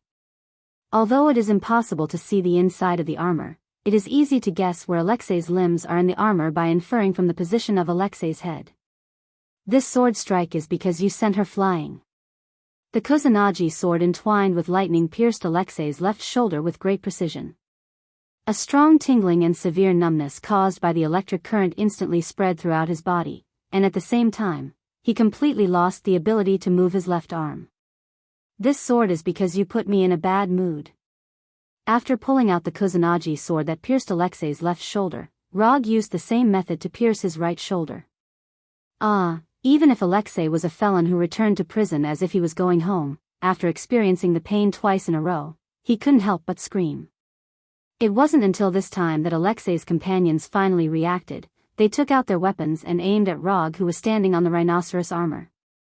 For these gangsters who didn't even have a name, Rog didn't even have the interest to kill them. When these gangsters pointed their guns at Rog, they saw a pair of blood-red eyes with 3 tomo. Sharingan Genjutsu. Just for a moment, these gangsters seemed to have suffered indescribable severe pain. One by one, they held their heads and then made tragic cries of pain. Don't expect your companions to come and save you, they don't care about you now. After that, Rog pulled out the Kusanagi sword that pierced Alexei's right shoulder and then pointed the tip of the sword at Alexei's forehead. "No. You can't kill me. Oscorp asked me to do it, you can't kill me." Looking at the Kusanagi sword that was only a dozen centimeters away from him, Alexei said quickly. "Oscorp?" Alexei's plea for mercy succeeded in winning him a chance of survival, and it also made Rog think of a less humane way to test weapons. Actual combat test. For weapon developers, there is an embarrassing problem that they don't want to face, but they have to face it. That is, what kind of performance will the developed weapons show in a real battlefield environment? Generally speaking, there are only 2 solutions to this problem. The first is to use complex experiments to simulate all the bad situations that may be encountered on the battlefield, so as to test the performance of weapons in these extreme environments. This method is much more humane and relatively scientific, and it is the method used by most weapon developers at present. However, no matter how complex and scientific the simulated environment is, it can never replace the real battlefield. And the high cost of testing is not something that every weapon developer is willing to bear. Therefore, there is a second test method, actual combat test. The developed weapons are provided to small mercenaries or some special people for free or at a low price, so that they can conduct real combat tests, and finally recover these test results. As for the safety of the tester's life, it is not in their consideration at all. As far as ROG knows, there are many unknown small mercenary teams that have accepted such an actual combat test commission and then inexplicably died on an unknown battlefield. Generally speaking, the second test method is only used by small weapon developers or those who can't afford to pay for it. There is no need for such a behemoth like Oscorp to use this method. But judging from Alexei's current appearance, what he said should be true. Oscorp, it seems that it is not as simple as he thought. Daring to conduct an actual combat test of weapon-type armor in New York, this kind of courage is not something that ordinary people can have. Chapter 157. After going back, let Sky investigate Oscorp. Maybe there will be unexpected gains. After seeing ROG stop for a while, Alexei finally breathed a sigh of relief. Although he doesn't look very smart, that doesn't mean he's really stupid. At some point, he has a wit that is completely inconsistent with his appearance. Just when everyone thought that ROG was going to hand over Alexei, who had no power to fight back, to the police, the Kusanagi sword in his hand flashed with thunder and lightning again. Let him go? Log had never thought of it that way. Although the information given by Alexei is still valuable, it is far from enough to let him go. And with one less unstable factor like Alexei, New York will be safer. Alexei in the rhino armor watched the Kusanagi sword entwined with lightning again, and then, before he could say anything, the Kusanagi sword pierced his head. When Alexei said Oscorp, he was destined to say goodbye to his life. The only difference was who did it. After solving Alexei's episode, ROG went directly back to the top of the building with the Flying Thunder God, and then returned home with Gwen. You did a good job tonight, but you're a little inexperienced. It's not your fault that the Rhino Man caused collateral damage. Superheroes are not gods, and they can't protect everyone. It's not a good sign for a newcomer like Gwen to encounter this kind of situation for the first time. But when Gwen took off the white hood on her battle suit, ROG felt that his comfort just now seemed a little superfluous. Gwen not only didn't have the slightest loneliness and unwillingness, but she also looked unsatisfied. I'm fine, don't forget, I grew up in a police family. Gwen replied with a smile. After seeing Gwen's appearance at this time, ROG finally felt relieved. He was afraid that Gwen, after having the power beyond ordinary people, would not intuitively regard saving others and the world as her obligation, and eventually become the so-called savior with the mentality of everything I do is for the whole world. That's right, he was referring to S-H-I-E-L-D, represented by Motherf * Kerfocker. You want to save the world, but have you asked for the world's opinion? Maybe the world doesn't even want you to save it. How do you know what they're thinking isn't, destroy, hurry up? Taking the initiative to help others when they were in need or in danger was a hero. When others didn't need it at all, forcefully helping others for their own good or self-righteously, that wasn't called a hero. That was called shameless. When Gavin took off his battle suit and returned to his room to rest, ROG came to the company with the Flying Thunder God and went directly to Sky's office. Although it was already late at night, for a hacker girl like Sky who liked to stay up late at night was the time when they were the most active. The lights in Sky's office were off, and the screen was the only source of light in the room. Through the screen, he could see Sky's little head. She didn't know if it was because Sky was too engrossed or because ROG's footsteps were too soft. When ROG came to Sky's side, Sky didn't even notice his arrival. ROG thought that Sky was invading some secret department again, but after seeing the page displayed on the screen, he couldn't help but frown. Sky was now logged into an anonymous communication and posting website. The name of the website was simple and crude. Who is the masked man? Since the Avengers officially appeared, guessing the true identity of the masked man has become a new way for people to pass the time. ROG had heard of the website, Who is the Masked Man, before. Among the many websites that used his identity as a gimmick, this website was worthy of being the first and the only one that had been interviewed by Fox News Channel. It had the most registered users, the most posts, and the most bizarre users: a disfigured woman, a biohuman secretly studied by the government, a Zatari who abandoned the dark, an alien who didn't want to show his face, Some people even said that he was the reincarnation of President Roosevelt's soul and provided a lot of seemingly reliable evidence. Rog wasn't surprised that Sky would log on to this website. What he didn't expect was that Sky was the administrator of this website. Looking at Sky using the account with the highest administrator authority to reply to all kinds of irresponsible posts and pin the posts that speculated that he was a woman one by one, he knew that this matter wasn't as simple as it seemed. What is this, the head of the anti-fans? My subordinate is the head of my biggest anti-fans. Rog felt like he had seen this situation before. At this time, Sky was still replying to all kinds of speculation posts. The speed of her fingers typing on the keyboard was even faster than Rog's sword dancing. This masked man is really shameless. He actually uses a mask to increase his sense of mystery. Too shameless. Rog glanced at the content of the post that Sky was replying to and said silently, "That's right. Everyone else has openly revealed their identities. Only he, Sky, who was replying to the post, instinctively replied."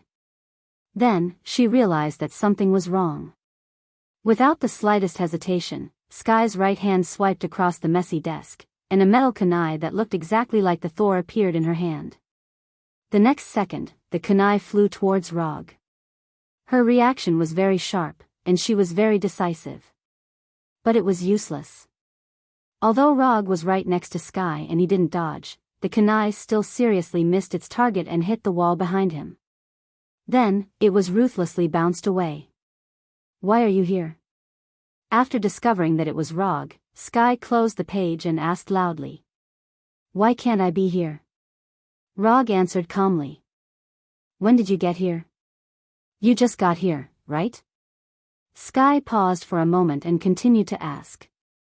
"When you pinned the post that suspected that I was a Japanese woman dressed as a man." Rog continued to reply calmly. Sky was silent, her hands crossed over her chest, looking like a dead pig that wasn't afraid of boiling water. "Since you're so energetic, you shouldn't mind helping me check something. I want you to invade the central control mainframe of Oscorp.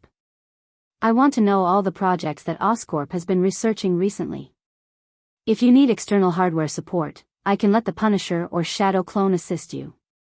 Of course, a small rhino armor couldn't arouse his interest. But after knowing that Oscorp might be conducting actual combat tests, he became interested in a bioelectricity project of Oscorp. Chapter 158. As a business giant that can compete with Stark Industries on military orders, Oscorp has a lot of strange research. And without exception, Oscorp's research has the possibility of weaponization and militarization. Although Oscorp has a lot of research projects, there are not many that can interest Rog, especially those that can help him now. In addition to Richard's mutant spider, the only thing that can attract his attention now is Max the Electric Man. But for the time being, he is not sure whether Max the Electric Man has been born. Unlike the rhino armor, which is a product of some pure purpose, the birth of Max the Electric Man was purely an accident. Max is a talented electrical engineer, and his design even helped Oscorp win a crucial New York power grid project. But unfortunately, Oscorp didn't pay attention to him and regarded him as a dispensable low-level employee. Until Max's birthday, he fell into a water tank with mutant electric eels. If Rog's memory is correct, that's how the Electric Man was born. But he's not sure now whether the Electric Man will be born as he remembers. If the Electric Man is born, then he doesn't mind having a pleasant lightning exchange with the Electric Man. If not, those mutant electric eels can also satisfy his curiosity a little. Rog is not angry? After finding that Rog was not as angry as she thought, several ideas came to Sky's mind. Then, she changed back to her previous fearless appearance. "I can help you investigate all the research projects of Oscorp, but I want a reward." Sky suddenly said. "Reward? What reward do you want?" This is the first time Sky has offered a reward. After being reminded by Sky, Rog remembered that he never seemed to have given Sky any reward. In fact, not only Sky, but even Abomination and Punisher, he didn't give any reward. However, he remembered that Erica would give them a huge sum of money every month as their monthly remuneration. It's better to give them a huge sum of money than to ask for their well-being. Simple and crude, but very effective. Tell me, what reward do you want? Since Sky has taken the initiative to ask this question, Rog doesn't mind fulfilling her wish. It's simple. I hope that you can be my combat instructor. Sky directly stated the reward she wanted, and then she heard Rog's decisive answer. No, I don't have the time. Change it to another one. Rog rejected Sky's request without hesitation. He could tell at a glance what Sky was up to. She felt that Erica's teaching was too strict, so she wanted to replace him as the coach. Then, she could reduce or even end the training through his reluctance to lay his hands on women. Wasn't this little brat underestimating his intelligence? Rog seemed to have overlooked one point. Sky was actually about the same age as Gavin. Excuses, they're all excuses. Even if you don't have the time, don't you still have those shadow clones that can turn into smoke? Sky also decisively rejected Rog's proposal. Forget it. If you can find out the details of all Oscorp's research projects, I can let the shadow clone train you for a month. Looking at Sky's determined look, Rog chose to take a step back. It was better for the shadow clone to train Sky than for him to train her himself. After reaching a strange deal with Sky, Rog left the company and returned home. Before going to bed, he took the time to complete the last few levels of Berserker's Creed before returning to his bedroom. Berserker's Creed was cleared. What should he play next? Watchcat? Rainbow Six? Or Mysterious Sky Territory? Time flew by, and more than half a month passed unknowingly. Since encountering the unstable factor of the rhinoceros in the first operation, Gavin's following actions have been incredibly smooth. After half a month of continuous action, Gavin also successfully earned her own hero title, Spider-Woman. Just as Rog considered whether to guide public opinion and give Gavin a more pleasant hero name, Gavin herself was very happy to accept the title of Spider-Woman and even accepted an informal interview for it. After a high-level fire rescue. Since Gavin herself had no opinion, Rog was too lazy to make any small moves. And the two titles of the Masked Man and Spider-Woman were a good match. Gavin's side was going well, but Sky's side was in an unimaginable deadlock. More than half a month later, Sky cracked all the databases and firewalls related to Oscorp. Then, she got a lot of useful and useless information and data. It was useful because what she investigated was confidential information about Oscorp. If she was willing to give this information to Oscorp's competitors, Oscorp would not fall to the bottom, but at least it would be badly hurt. But the problem was that this information had no significance to Rog. Through this information, he knew all the projects that Oscorp was now researching. However, he only knew the general idea and name of the project. As for the specific progress and research results of the project, he didn't see a word. Although it was very different from what he imagined, he did find something that interested him. On the feasibility and development of human capacitors, preliminary report on carbon-based bioelectricity, mutant electric eels biological structural reorganization test on humanoid creatures, there were many similar reports, but they all had only one report name and the submitted funding application. Oscorp's practice of guarding specific research reports made Rog think of Dr. Connors. When Dr. Connors was still honestly presiding over the interspecies genetic research project, Oscorp was not so cautious. However, Rog could still understand why Oscorp had become like this. Every now and then, a good company would be violently invaded by some people. And every invasion, something would be lost more or less. As long as Oscorp's management had not lost their minds collectively, they would certainly upgrade the corresponding security level. After more than half a month of trying, it was basically certain that the gentle and kind way could not get the desired information from Oscorp. Therefore, Rog intended to use his best and most skilled way to deal with this matter. Oscorp, you forced me to do this. If you had cooperated a little, I wouldn't have had to use this method. Thinking of the situation that Oscorp was about to face, Rog sighed helplessly. Chapter 159. After nightfall, 50 Loki with antler helmets attacked all of Oscorp's research institutes. Whether it was those that everyone knew on the surface or those that secretly seemed to have nothing to do with Oscorp. Although there was no specific information and progress of those research projects in the intelligence collected by Sky, it was not difficult to infer the location of these research institutes from this information.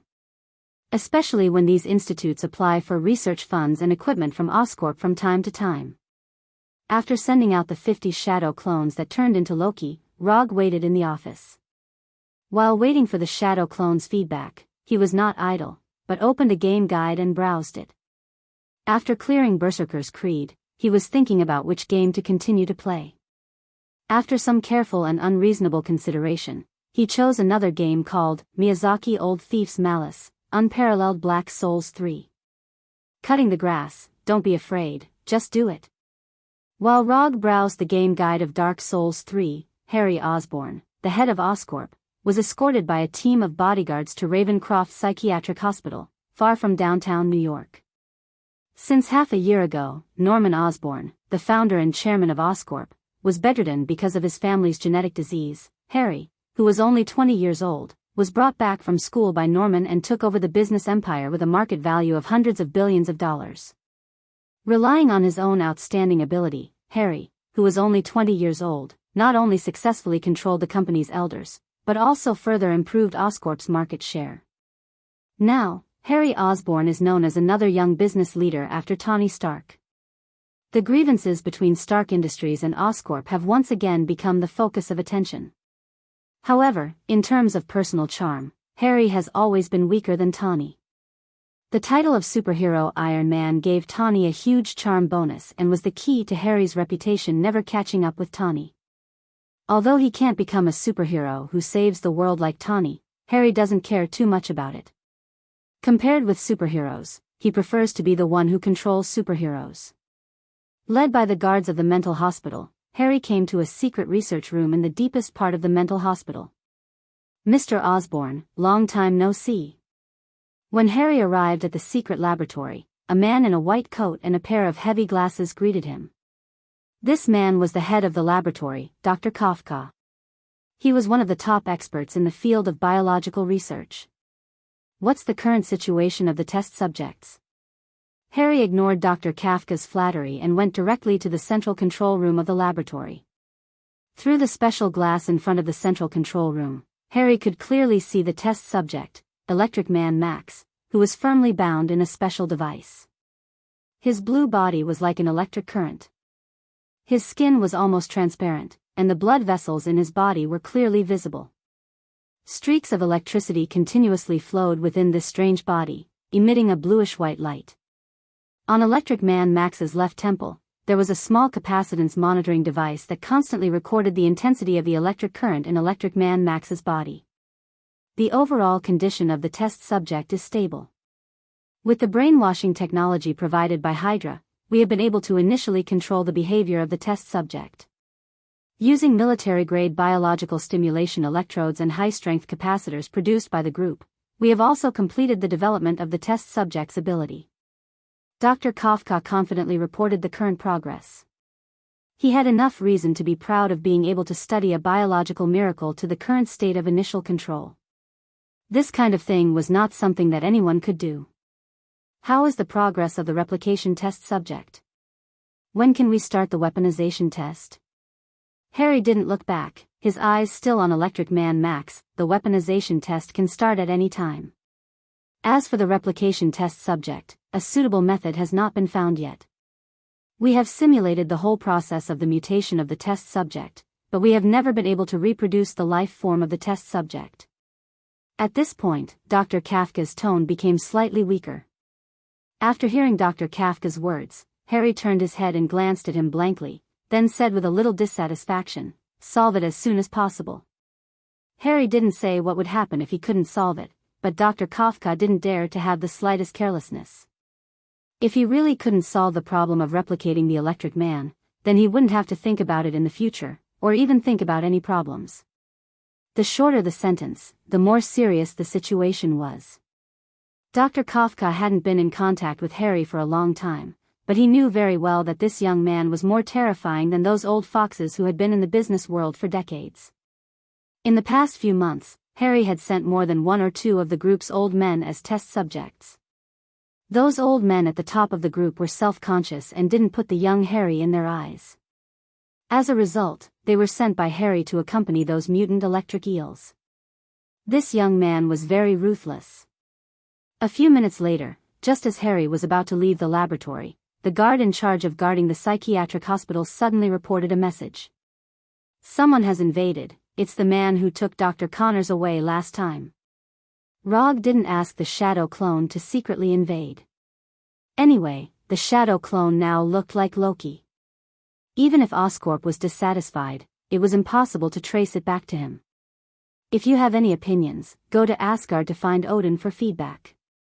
If you can see Odin. Although the guards of the psychiatric hospital were pretty good, they were still too insignificant in front of Rog's shadow clone. Almost without wasting much time, the shadow clone broke through the heavy guards of the psychiatric hospital and quickly came to the laboratory. The actual test target is here, let the test subject do it. Harry, standing in the central control room, gave orders unhurriedly. Compared with the nervous experimenters and guards around him, Harry was as calm as a person from another dimension. Dr. Kafka wanted to continue to say something, but when he saw the heavily armed guards being hit one by one like puppets, he went directly to a computer and entered a series of instructions. The next second, the special device that bound the Electric Man Max was opened, and the Electric Man wrapped in electric current slowly floated out. Chapter 160. Kill the Intruder. As soon as the Electric Man left the restraint device, he heard the order from Harry. The Electric Man floating in the air turned to look at Harry in the central control room, then landed directly on the ground, and the electric current on his body disappeared. After landing on the ground, the Electric Man didn't immediately attack and transform into Loki's shadow clone. Instead, he silently looked at his hands. It was the first time Electric Man Max had time to look at his current appearance since he fell into the fish tank where the mutant electric eels were raised. He only remembered that the mutant electric eels attacked him one after another. Some of the mutant electric eels even swam directly into his body from his mouth. Pain, extreme pain. Electric Man Max couldn't remember what happened after that. The only thing he still remembers now is the extreme pain of his whole body being torn apart and reassembled again and again. When he woke up again, he was already in this laboratory and hung on the special restraint device like a mummy. In the following days, he experienced all kinds of inhuman experiments beyond his imagination. Until one day, several people in Hydra uniforms came to the laboratory. Later, in addition to those inhumane experimental tests, he also began the 24-hour brainwashing experience. When the brainwashing was over, the thoughts of revenge that had filled his whole mind completely disappeared. At this time, Max was no longer the mutant who hated Oscorp, but a weapon in the hands of Oscorp, a powerful biological weapon. After silently examining his hands and his current body, Electric Man Max raised his head to look at his doppelganger. Without any hesitation, Electric Man Max raised his right hand directly, and an electric current gushed out of his palm in an instant, like real lightning striking the shadow clone. Although the shadow clone is not the main body, the shadow clone can basically do what the main body can do. Except for a little weak resistance, the shadow clone can basically be equivalent to the main body. At the moment when Electric Man Max raised his right hand, the shadow clone also launched an attack at the first time. Lightning release, Chidori sharp spear. Electric Man Max's right hand and the shadow clone's right hand emerged with a strong current at the same time. The only difference is that the Chidori sharp spear in the hand of the shadow clone has a complete form. The current emitted by Electric Man Max maintains the original irregular form of the current. Sizzle, the electric current shot out by Electric Man Max instantly collided with the shadow doppelganger's Chidori sharp spear, producing a series of ear-piercing electric current sounds. Bang bang bang bang, the irregular electric current was in a deadlock with the Chidori sharp spear. The electric current generated by the collision of the two kept striking the surroundings, making the originally dark laboratory suddenly brighten up. All kinds of metal instruments were hit by the electric currents that were running around. Then, without any suspense, they exploded and turned into fireballs. Compared to the devices that had exploded due to the electric shock, the guards close to the Electric Man Max and the shadow doppelganger were in an even worse state. If the metal instrument was hit, it would at most explode. However, if these guards were to be struck by the electric current, their lives would be taken away. When a few unlucky guards were instantly killed by the electric current, the remaining guards did not hesitate and retreated, no longer interfering in the inhuman battle between the electric figure and the shadow clone. Water release, water iron cannon. When the Chidori sharp spear was blocked by the electric current shot out from the electric figure's hand, the shadow doppelganger raised its left hand and directly shot the electric figure. The water iron cannon's liquid bullet arrived in front of Electric Man Max at a speed faster than the speed of sound. Then, it directly pierced through Electric Man Max's head. No, it was not pierced through. The moment the liquid bullet arrived in front of Electric Man Max's head suddenly changed from a stable biological form to a pure energy form. The liquid bullet flew into Electric Man Max's head and was instantly vaporized. Although the liquid bullet had an extremely strong penetrating power, in the end, it was just a ball of water condensed with chakra. While he was energizing his head, Electric Man Max didn't stay idle. He also raised his left hand. Just when everyone thought that Electric Man Max would use his left hand to shoot the electric current, Electric Man Max directly used himself as the center and erupted with an energy storm formed completely by lightning. When Electric Man had just unleashed the lightning storm, the shadow doppelganger had already planned to leave the laboratory with the Flying Thunder God. However, when the shadow doppelganger connected to the Flying Thunder God technique in the outside world, the shadow doppelganger directly gave up the idea of Flying Thunder God. I'm a person who has no feelings for information. Since the information is in my hands, then what happens next is none of my business. The shadow doppelganger must have the awareness of a shadow doppelganger. It must not steal the limelight from the original body. Thus, the shadow doppelganger ended the Chidori sharp spear in its right hand and allowed Electric Man's lightning storm to hit it. Bang! After being hit by the lightning storm, the shadow doppelganger turned into a cloud of smoke without any suspense.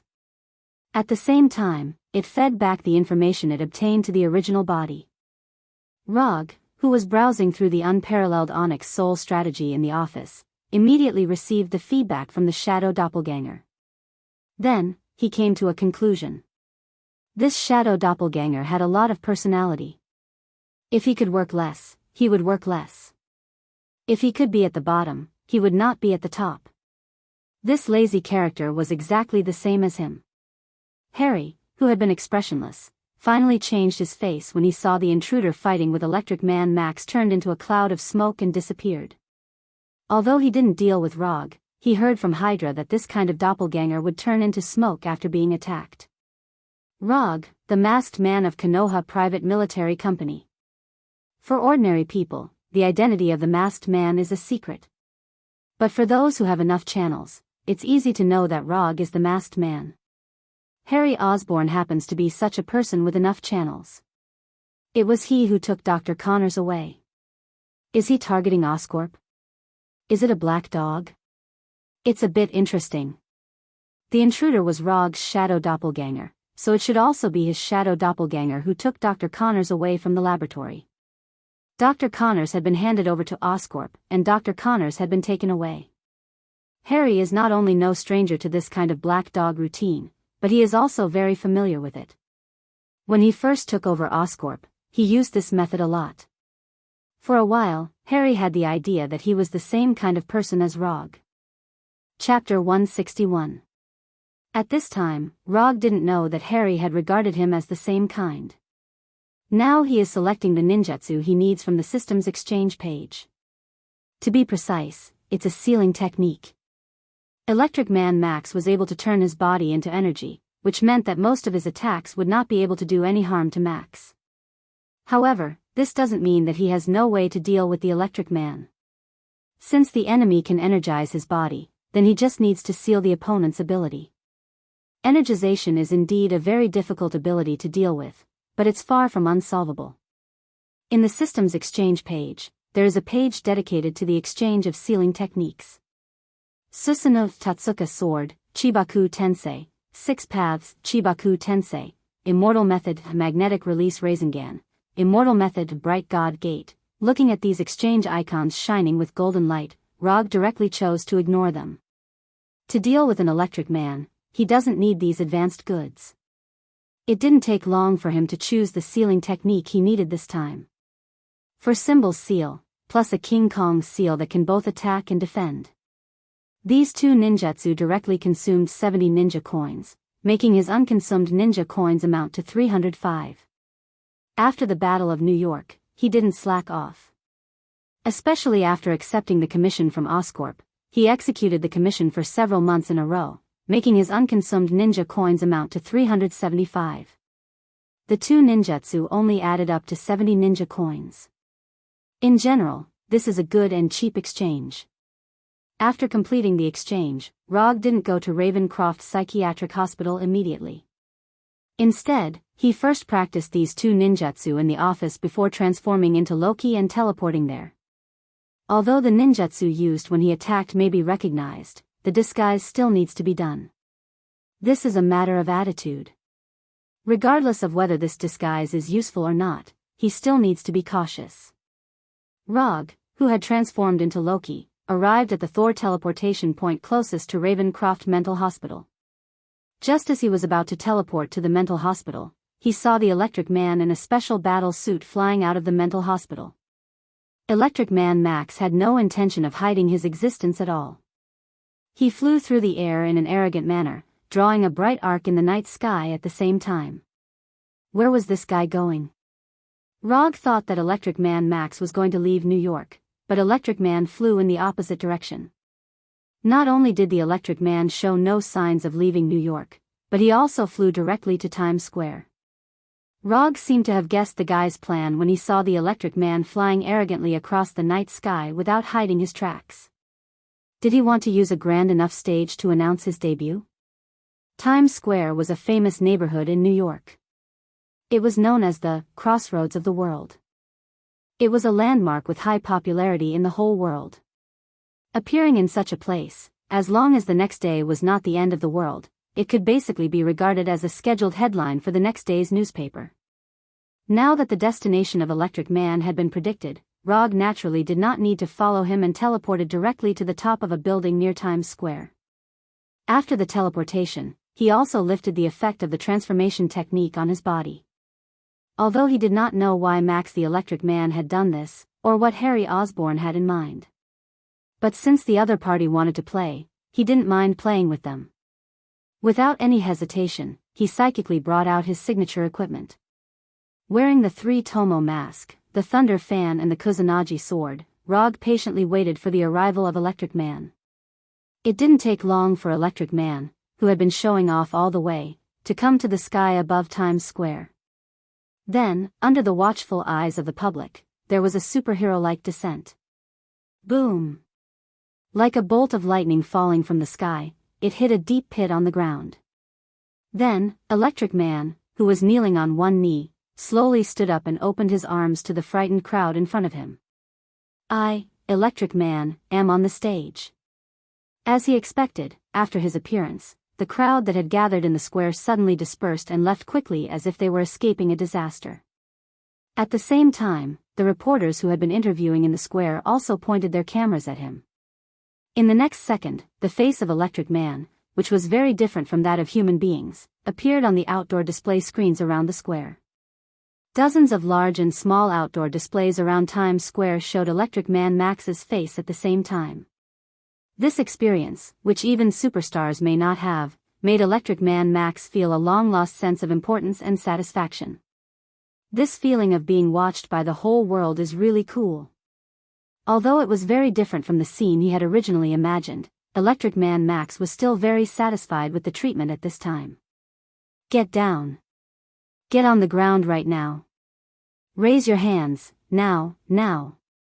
However, Electric Man Max's beautiful experience was quickly interrupted by the New York police around the square. In less than a minute, more than a dozen police officers rushed to the scene and pulled out their pistols from their waists and aimed at him. With the passage of time, more and more police cars rushed over. It didn't take long for more than a dozen police cars with sirens to surround Electric Man Max. The surrounding police officers kept warning Electric Man. After noticing that Electric Man showed no signs of following their warnings, these police officers threw a few smoke bombs at Electric Man. However, as soon as these smoke bombs that exuded irritating gas reached Electric Man Max, they were all knocked away by the electric current on his body. The moment the smoke bombs were bounced away, the surrounding police officers also pulled the triggers of their pistols and rifles. Bang bang bang bang bang, intense gunshots rang out, and hundreds of bullets flew toward the Electric Man. Faced with the police's attack, Electric Man did not have any intention of dodging. A dazzling electric light flashed around his body. The bullets that flew at high speed hit the electric light and were instantly disintegrated. None of the bullets broke through this layer of dazzling electric light, and none of the bullets hit Electric Man's body. Now, it's my turn.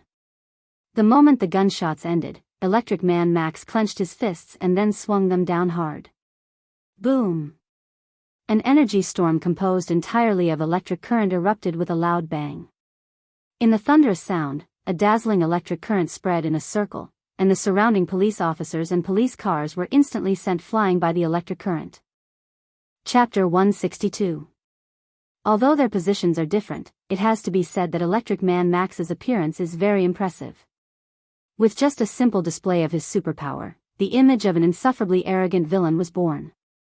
After Electric Man Max released Lightning Storm, the policeman who was thrown into the air struggled to stand up and then quickly retreated for a distance. Since the Battle of New York, people all over the world have known that there are all kinds of monsters in the world besides ordinary humans.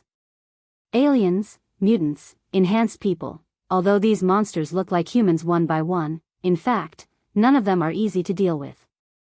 And the emergence of superheroes such as the Avengers has also made people understand that monsters should be dealt with by monsters. Standing on the top floor of the building, Rog looked down at the Electric Man in the square and a doubt came into his mind.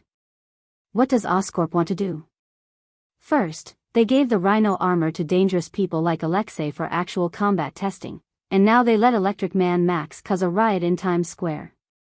Rog knows that Harry Osborn is the young man who is now in control of Oscorp, so he can't understand what Harry Osborn is up to. Harry Osborn is young, but he is definitely not the kind of person who will do these meaningless things because he is young. This guy is definitely planning something. Just as Rog was thinking about what Harry Osborn was up to, Gwen, wearing a black and white spider suit, rushed to Times Square at this time. During this time, Gwen went out to patrol for justice and fight against evil almost every night. So after discovering the riot in Times Square, Gwen did not hesitate and rushed over as soon as possible. When Gwen swayed to Times Square through the spider silk, there was a sudden cheer in the square. Spider-Woman. Spider-Woman. Spider-Woman. Spider-Woman. Gwen has not been in the public eye for a long time, only for more than half a month. But even so, she has gained a lot of fans and even has her own fan support station and derivative toys. As long as there is enough exposure, even if she is just an ordinary person, she can become a superhero in people's hearts. What's more, Gwen is not an ordinary person. Gwen's appearance suddenly took away a lot of the shots belonging to Electric Man Max, and the outdoor display screen no longer showed only Electric Man Max's face. Electric Man Max vs. Spider-Gwen. The battle was on the verge of breaking out.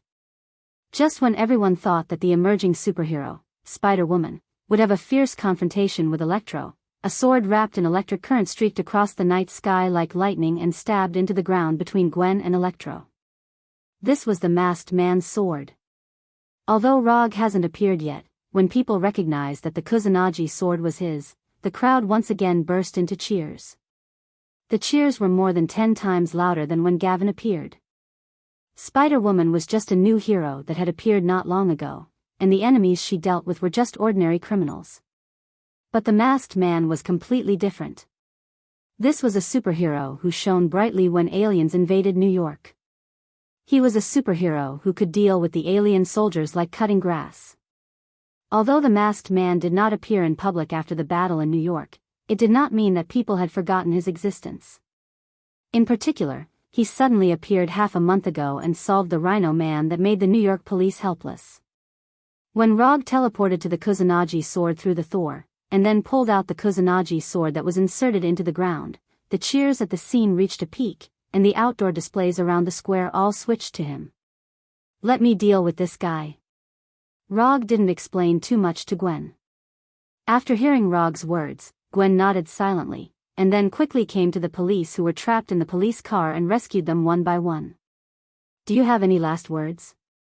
Rog raised the Kusanagi sword and pointed the tip of the sword at Electric Man Max. Electric Man Max immediately gave his answer to Rog's impolite inquiry. Electric Man Max raised his hands directly, and a bolt of lightning gushed out of his palms and directly struck Rog, who was dozens of meters away.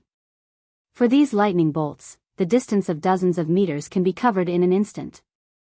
At the moment when Electric Man Max raised his hands, Rog also opened his Sharingan for the first time. However, after opening his Sharingan, he didn't want to avoid Electric Man Max. When those lightning bolts came in front of him with an irresistible power, he used ninjutsu. Lightning release, Chidori.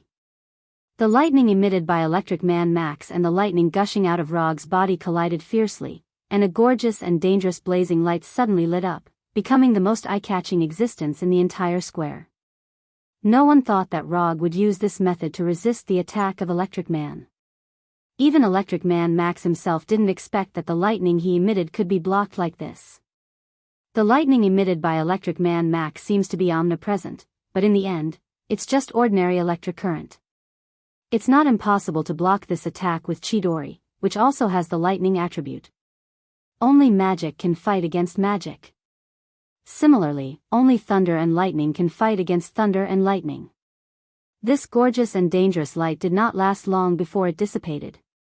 However, when the light completely dissipated, people found that Rog's figure was also missing. In terms of the degree of mutation, Electric Man Max does have a unique advantage.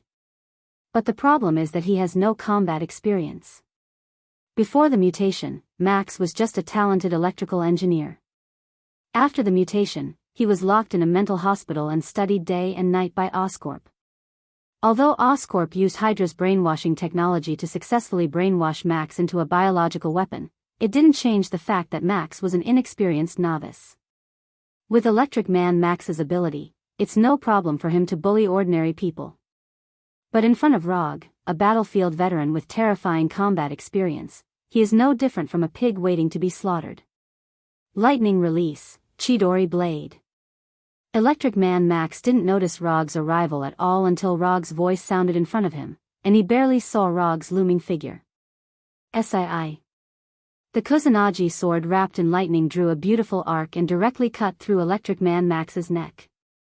One sword, beheading. Chapter 163. Judging from the effect of the scene, Rog's sword can be described as wonderful. Whether it is the speed of the shot or the angle of the attack, it can be described as perfect. However, Rog, who swung this sword, did not have any happy expression. The feeling is wrong. The attack missed. Although the Kusanagi sword wrapped in lightning cut across Electric Man Max's neck, there was no feeling of hitting the target from the Kusanagi sword. Although Electric Man Max's combat experience is close to zero, his survival instinct is close to a perfect score. Just at the moment when the Kusanagi sword was about to cut his neck, he instantly energized his body and avoided Rog's sword. His reaction is really fast. After the sword missed, Rog did not hesitate and directly used the body flicker technique to retreat dozens of meters away. It was not until Rog completely retreated that Electric Man Max recondensed his body into a human form. If he had not energized his body in time, then he should have become a corpse on the ground by now. The pressure of death made Electric Man Max put away all his arrogance and looked at Rog not far away with a dignified expression. When he left the mental hospital, Harry Osborn reminded Electric Man to be careful of people wearing masks. Electric Man Max didn't quite understand what it meant, but now he finally understood why Harry Osborn gave such a reminder. The guy with the mask is dangerous, very dangerous. But even so, Electric Man Max still did not have any fear or fear. The current me is no longer that submissive existence from before. Now I am very strong, very strong. Electric Man Max began to fully stimulate the energy in his body, and electric currents of different colors appeared around him, and his whole body became extremely bright, as hot and dazzling as the summer sun. Is this a big move? In that case, I will play with you seriously. Looking at the Electric Man who was getting brighter and brighter, Rog lifted the Chidori flow on his body. Then, the light blue chakra coat began to cover his whole body. It was different from the chakra coat he used in the past. This time, the chakra coat was slightly different. On the light blue chakra's coat, visible lightning bolts could be seen moving around continuously. Rog's body was completely activated.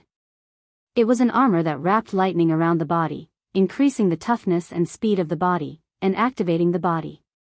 This was the lightning chakra mode with the lightning armor. His speed, defensive ability, and nerve conduction speed were all greatly improved at this moment. When Rog entered the lightning release chakra mode, Electric Man Max had finally finished the initial stage of charging. Electric Man Max let out a loud roar, and a lightning storm far stronger than before was instantly born. Boom! With Electric Man Max as the center, violent electric currents spread out in all directions, wantonly destroying everything around him.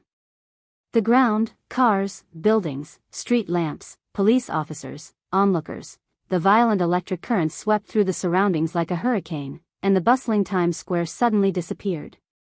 Instead, it was replaced by a mess like a battlefield. When the lightning storm destroyed everything around it with irresistible force, a figure stood firmly on the ground, facing the attack of the lightning storm head-on, as motionless as a mountain. That's it? A big move with such a long lead time is only this powerful? After standing in place and resisting Electric Man Max's move, Rog couldn't help but feel a little disappointed.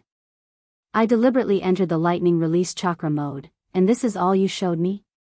Aren't you looking down on me too much? Rog thought that Electric Man Max could bring him a fairly pleasant battle, but it turned out that he thought too much.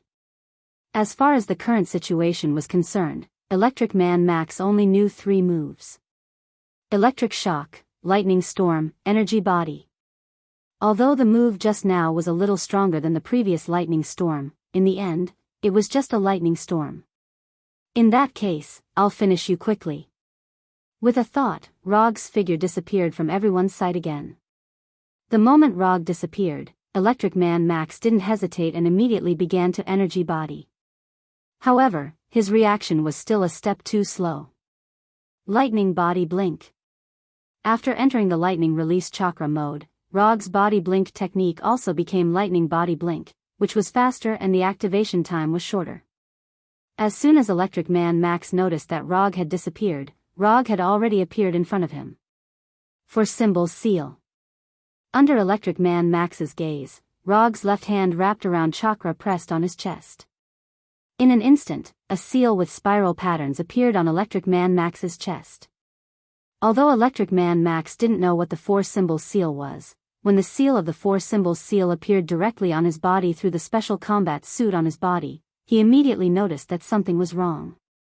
His energy body had lost its effect. The process of Electric Man Max's energy body was directly interrupted by the 4-symbol seal, and the energy body's ability disappeared in an instant. You're not just weak. Rog's voice rang in Electric Man Max's ears, and then he was completely sent flying. The 4-symbol seal was a powerful sealing technique that used the cycle of the 4 symbols to seal evil, and it had an extremely powerful sealing effect. Whether it was a powerful enemy or an evil demon, they could all be sealed with the 4-symbol seal. Although Electric Man Max wasn't strong, nor was he an evil demon, this didn't stop Rog from using the 4-symbol seal to deal with him. Moreover, he didn't plan to seal Electric Man Max into his body or some tool. What he wanted was to use the 4-symbol seal to stop Electric Man Max from energy body transformation. Rog wasn't very sure if the 4-symbol seal could stop Electric Man Max from energy body transformation, so in addition to the 4-symbol seal, he also exchanged for the Vajra seal. However, judging from the current situation, the 4-symbol seal was more than enough. Without the ability to transform his body into energy, Electric Man Max was just a sandbag that could discharge electricity, and a sandbag that had a limited amount of electricity. The battle that followed was simple and dull. In front of Rog, who had entered the lightning chakra mode, Electric Man Max didn't even have a chance to fight back. All the electricity in his body was violently drained by Rog.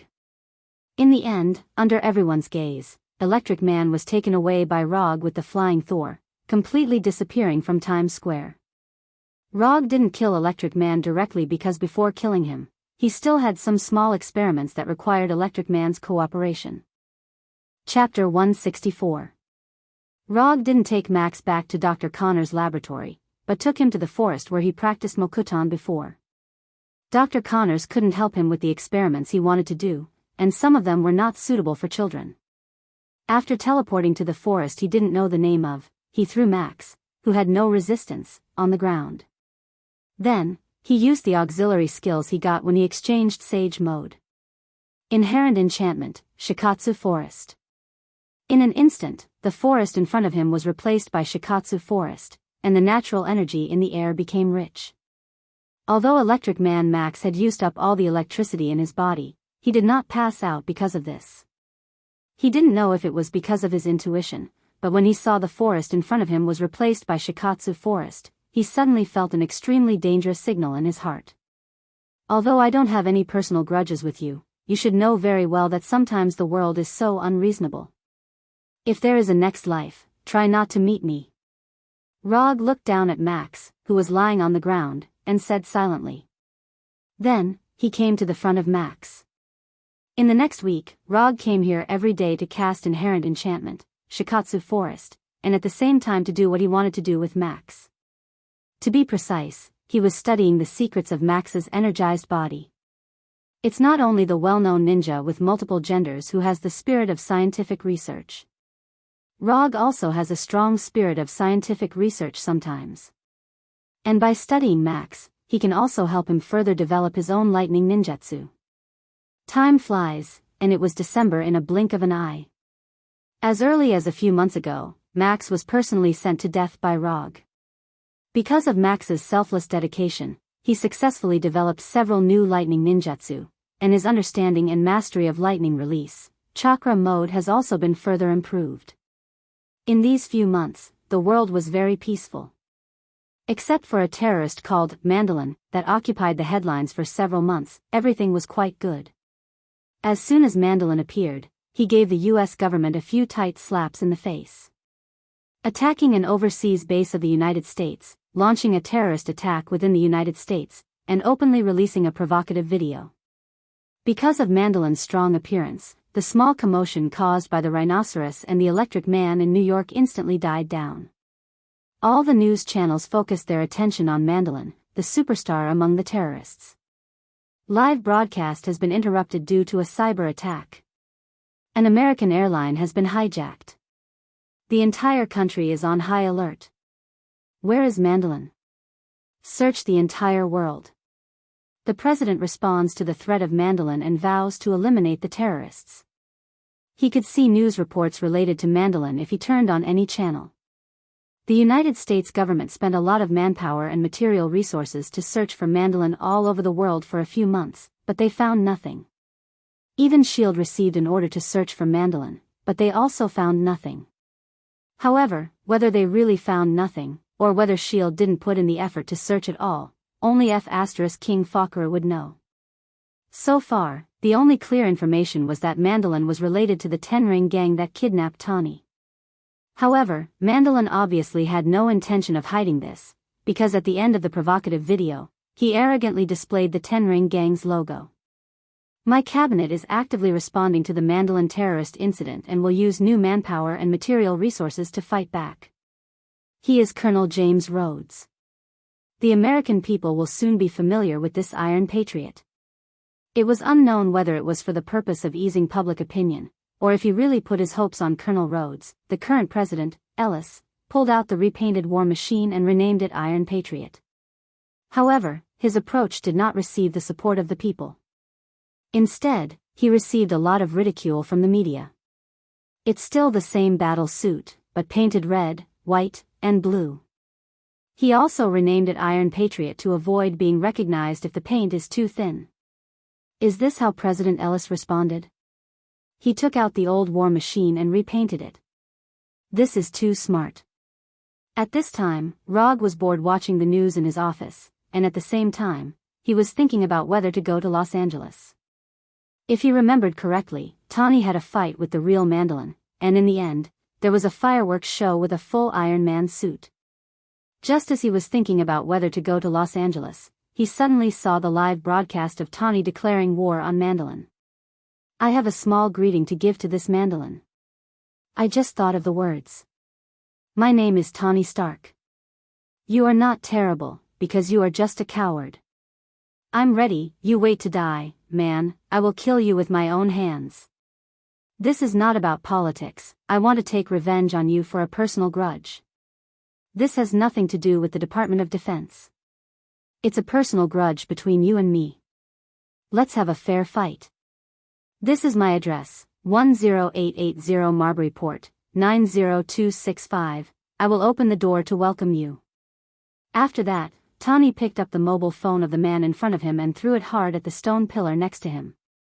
After throwing the man's mobile phone, Tawny also said to the man, "Sue me," and then boarded his Audi R8 and left the hospital. He's very angry. Although he only watched the live news, Rog could already guess why Tawny was so angry. For Tawny, there are not many friends who can get his approval. And his driver and bodyguard, Happy, happens to be one of them.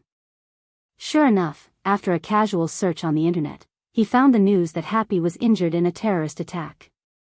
Rog picked up the phone on his desk and dialed Erica's internal number. "Erica, help me book a first-class ticket to Los Angeles, the sooner the better. If there is no flight, a private jet will also do."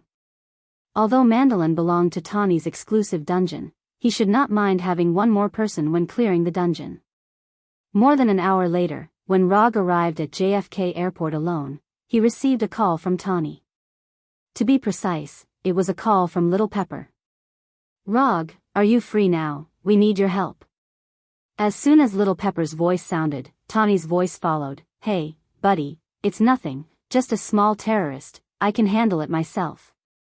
Before Rog had time to speak, there was a serious quarrel on the other side of the phone.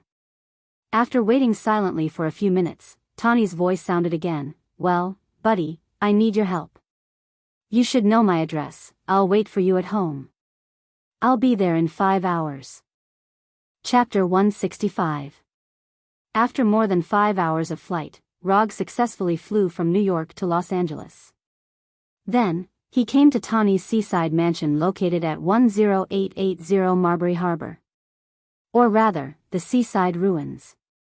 Fire trucks, police cars, news interview vehicles, all kinds of vehicles were densely packed on the road in front of Tawny's mansion, making the originally wide road impenetrable. "Sir, you can't go in." Rog squeezed through the crowd of onlookers and was stopped by the police in front of the cordon. "You'll let me in." He raised his sunglasses slightly and exchanged glances with the police officer. Then, the police officer took the initiative to let him in. This is just a simple use of the Sharingan's hypnotic ability, it's not even a genjutsu. Ignoring the busy investigators and firefighters, Rog went directly to Pepper, who was standing on the edge of the ruins. At this moment, Little Chili Pepper's eyes were staring blankly into the distance, her hands holding onto a battle helmet with obvious cracks. "Sorry Pepper, I'm late." Pepper is just a nickname. Although Rog has a good relationship with her, he has never called her by a nickname. "Rog, Tawny, upon hearing Rog's voice, Little Chili Pepper finally returned to her senses and turned to look at him. Her eyes immediately showed signs of tears. "Tawny is still alive, you don't have to be too sad." Although Rog didn't see the scene at the time, he was sure that Tawny was not dead. Because he saw a faint red signal light shining in the cracked helmet in Pepper's hand. "Put on the helmet and you'll know, Tawny should have left you a message." It was only then that Pepper noticed the signal light and quickly put on the helmet. A minute later, Pepper took off the helmet, and there was no longer any sadness on her face. "Let's go find Tawny now." After knowing that Tawny was okay, Pepper also calmed down and changed back to the powerful president of Stark Industries. "Don't worry now, Tawny can protect himself, he's Iron Man. And, if you want to solve the Mandolin problem, you don't have to go so far." After that, Rog pointed to Maya Hansen not far away. Tawny was now taken to some corner of Tennessee by J.R.V.I.S. Instead of wasting energy to find Tawny, it's better to start directly with Maya Hansen. As for Tawny's safety, it's not a matter of concern. If this world has a so-called world consciousness, then Tawny is the chosen one. Even if Rog is killed by some big shot, Tawny may not die. Maya Hansen? Is she related to Mandolin? Little Chili Pepper looked at Maya Hansen in disbelief. It might be a little complicated to explain, and this isn't a good place to do so. Can you find a quieter place? Compared with a stranger she just met, Pepper obviously believed in Rog more and immediately said, "No problem, come with me." A few minutes later, Pepper drove her Audi S7 and took Rog and Maya Hansen away from the ruined mansion. Rog didn't know where Pepper would take them, but it didn't matter. Anyway, as long as the place was quiet enough and there were no outsiders waiting. Pepper drove the car without saying a word. Maya Hansen sat in the passenger seat, and Rog stayed alone in the back. After getting in the car, Pepper simply introduced Rog's name, and then put all her attention on driving. Maya Hansen, sitting in the passenger seat, quickly noticed that the atmosphere was not right, but she obviously had no choice at this time. More than 20 minutes later, Pepper brought Rog and Maya Hansen to a not-so-luxurious hotel and quickly checked in. As soon as they entered the hotel room and sat down, Pepper asked Maya Hansen, "Why did you come to my house today? What's so important that you have to talk to Tawny face to face?" "I think my boss is working for Mandolin." Maya Hansen answered Pepper's question without any change in her expression. However, as soon as she answered, Rog suddenly laughed. "What's wrong?" Maya Hansen turned to look at Rog. "I thought of something happy." Rog replied in a low voice.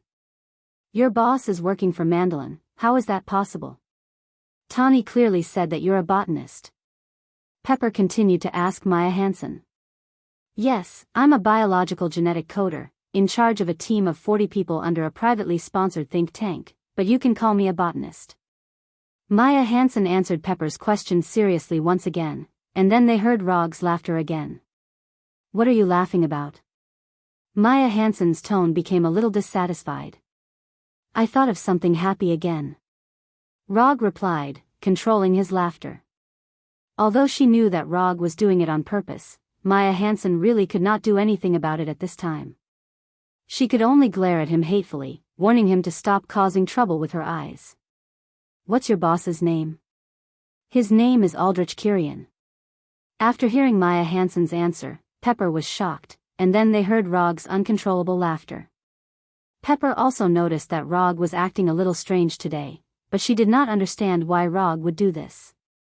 "You've gone too far, I've tolerated you for a long time." Before Pepper could say anything, Maya Hansen was the first to speak. She stood up angrily and quickly came in front of Rog, and said angrily to Rog, "Who are you?" "Me? My name is Rog, a ninja who has undergone strict training." Looking at the angry Maya Hansen, Roger finally put away the smile on his face and replied seriously.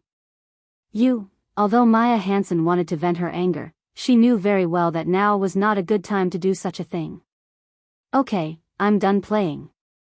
I thought your acting skills would be better, but I didn't expect you to be this good." Rog took off his sunglasses and then said, "You may not be familiar with my name, but you should have heard of my nickname. I am the Masked Man." After hearing the Masked Man's name, Maya Hansen, who was still dissatisfied, suddenly took a deep breath and then turned to look at the door of the room. "He is the Masked Man, he is Tawny's teammate in the Avengers." At this moment, Maya Hansen's mind no longer had the so-called plan.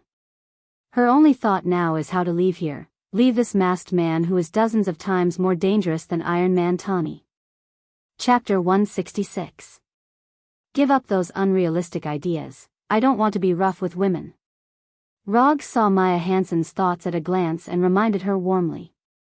After seeing Maya Hansen's nervous behavior at this time, Little Pepper was finally convinced that Maya Hansen was indeed related to Mandolin. "Sit down first, your companions won't be here so soon." After saying that, Rog ignored Maya Hansen and went straight to find a seat and sat down. The reason why Maya Hansen appeared at Tawny's house at this time was nothing more than to let Tawny complete the final equation of extremis and solve the shortcoming of extremis that it will self-destruct once it overheats. Whether it was Maya Hansen taking the initiative to go to Tawny's mansion, or Mandolin's men just happened to launch an attack at that time, everything was in their plan. Although the final result was a little different from what they had imagined, overall, the plan was still going smoothly. Although Tawny's whereabouts are unknown, Little Pepper is still there. As long as they control Little Pepper, they don't have to worry about what Tawny will do to them. Maya Hansen has also been acting according to the established plan, but what she didn't expect was that the masked man, Rog, would appear at this time. After glancing at Little Pepper, who was already vigilant, and Rog, who had an indifferent expression, Maya Hansen silently sat back in her original position. From now on, I'll ask, you answer, understand? After hearing Rog's words, Maya Hansen turned her head and glanced at him, then said, "What's wrong with your eyes?" Maya Hansen's question made Rog stunned. What's wrong with this woman's brain? Is this the time to care about my eyes? Don't get the point wrong. This has nothing to do with you. What I ask, you answer, you are not qualified to ask questions. Rog's tone became stern, and he said solemnly. Rog, are your eyes okay? Maya Hansen did not say anything else, but Little Pepper's voice rang out. Little Pepper did not pay attention to Rog's eyes at first, but after hearing Maya Hansen's question, she realized that Rog's eyes were completely different from normal people's eyes. It was blood red in color, and there were 3 comma-like things around its pupils. Little Chili Pepper was not the kind of person who was particularly curious, but since she had already regarded Rog as a friend, she felt that it was necessary to be concerned about Rog's current health. My eyes are fine. You can simply think of it as my superpower. Rog had no intention of explaining to them what the 3-tomo Sharingan was and simply answered. After dealing with the matter of the electric man, Kuroto set his Sharingan to a constant state of 24 hours a day. Anyway, with Second Last's chakra and immortal body, it wouldn't be a burden for him to keep his Sharingan open 24/7. Most importantly, he felt that this could effectively improve his style and charm. Just like the electric man, just by looking at his appearance, he knew that this guy was not simple. Now back to the topic, where is Aldrich Kyrian now? Rog has no interest in the mandolin on the surface, that guy is just a stage actor. But Aldrich Kyrian was different. To a certain extent, this guy was considered a decent talent. And Rog is very interested in the extremis on him. I don't know. Maya Hansen replied quickly. But as soon as she finished speaking, she saw Rog's displeased look and immediately added, I really don't know, unless he takes the initiative to find me, I can't contact him at all. Rog did not use Genjutsu on Maya Hansen, but he silently used the hypnotic ability of Sharingan. Maya Hansen is just an ordinary person. She can't resist the hypnosis of Sharingan, so it is basically certain that she is telling the truth now. Give me the equation of extremis. Since it is impossible to determine the location of Aldrich Kyrian for the time being, it is not a bad idea to get the equation of extremis first. Extremis? You want extremis? After hearing the word extremis from Rog's mouth, Maya Hansen really panicked. Except for her and Kyrian, not many people know about the existence of extremis. Even those who participated in the experimental transformation did not know the name of extremis, but now, she heard the word from Rog's mouth.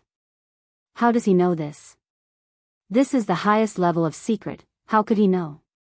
Of course, Rog wouldn't tell Maya Hansen how he knew. This was his prophetic ability that belonged to him alone. Since you know about extremis, then you should know that the current virus equation is not stable. Once overheating occurs, the experimental body will self-destruct, unless you can further perfect it. Maya Hansen did not immediately hand over the equation of extremis, but directly told Rog about the flaws in it. You don't have to worry about this, you just have to give me the equation in your hand.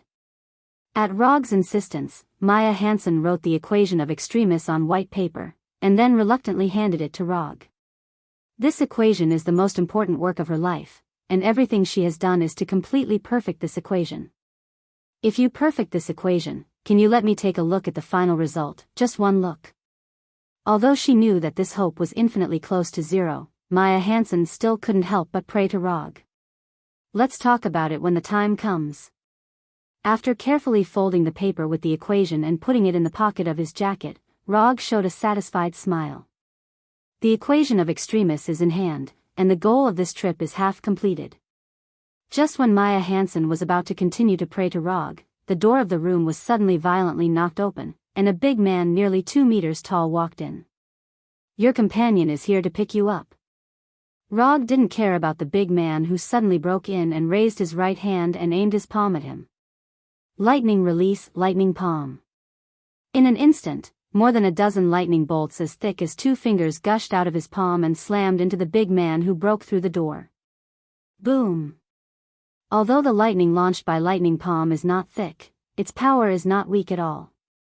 The big man at the door intended to resist lightning palm with his body, but at the moment when the lightning hit him, he was knocked out and hit the wall of the aisle heavily, leaving a human-sized hole in the wall. Lightning palm is not a ninjutsu that he exchanged from the system, and he developed the lightning release ninjutsu alone after studying Electric Man. Chapter 167. The big man didn't expect that he would be hit by such a strong lightning strike as soon as he entered the door. Rog's thunder palm not only stunned him directly, but also caused him extremely serious injuries. If he hadn't been modified by extremis, then the thunder palm just now would have sent him to hell without any suspense. He's not dead yet? He's quite resistant. Although the big man who was hit by the thunder palm was extremely embarrassed at this time, and his right arm was directly broken. But he still didn't die. On his body, Rog can also feel an extremely strong aura of life. In fact, it's not quite accurate to say that it's an aura of life. It should be said that it's a strong energy reaction. Under the gaze of Rog and the other two, the big man with a broken arm became red all over, as if there was magma flowing in his body. Not only that, the big man's broken right arm began to grow back at a speed visible to the naked eye. It took less than 10 seconds for the big man's right arm to completely recover, and his skin also returned to the appearance of a normal person. It seems that the extremis you developed is quite good. Rog turned his head and praised Maya Hansen. Although it's not stable enough, and it looks a little disgusting when it recovers. But he has to admit that extremis has given the host an unimaginable and amazing recovery power. This amazing recovery effect made Rog unable to help but have the idea of injecting Abomination. Abomination, whose strength and physique are off the charts, has incredible recovery ability, turning him into a real warrior and meat shield. This kind of picture is very beautiful to think about. It would be even more perfect if Tawny could fix the defect that extremis will self-destruct when it overheats. In just a second or two, several thoughts flashed through Rog's mind. If you have any positioning or tracking devices on you, you'd better take them out now. After leaving a sentence to Maya Hansen, Rog walked towards the big man in the passage. The big man was also in a dilemma at this time. According to the plan, he should have taken Little Pepper away easily. However, Rog's appearance completely disrupted their plans. Although he hadn't really fought with Rog yet, through the thunder palm just now, the big man had roughly understood the difference in strength between the two of them. One move can seriously injure him, forcing him to use extremis to repair himself. This kind of enemy was definitely not something he could handle alone. At this moment, the burly man began to regret coming here alone. If he can have a few more companions who have also been transformed by extremis now, even if he still can't defeat Rog in the end, he will at least have a chance to take Little Pepper away.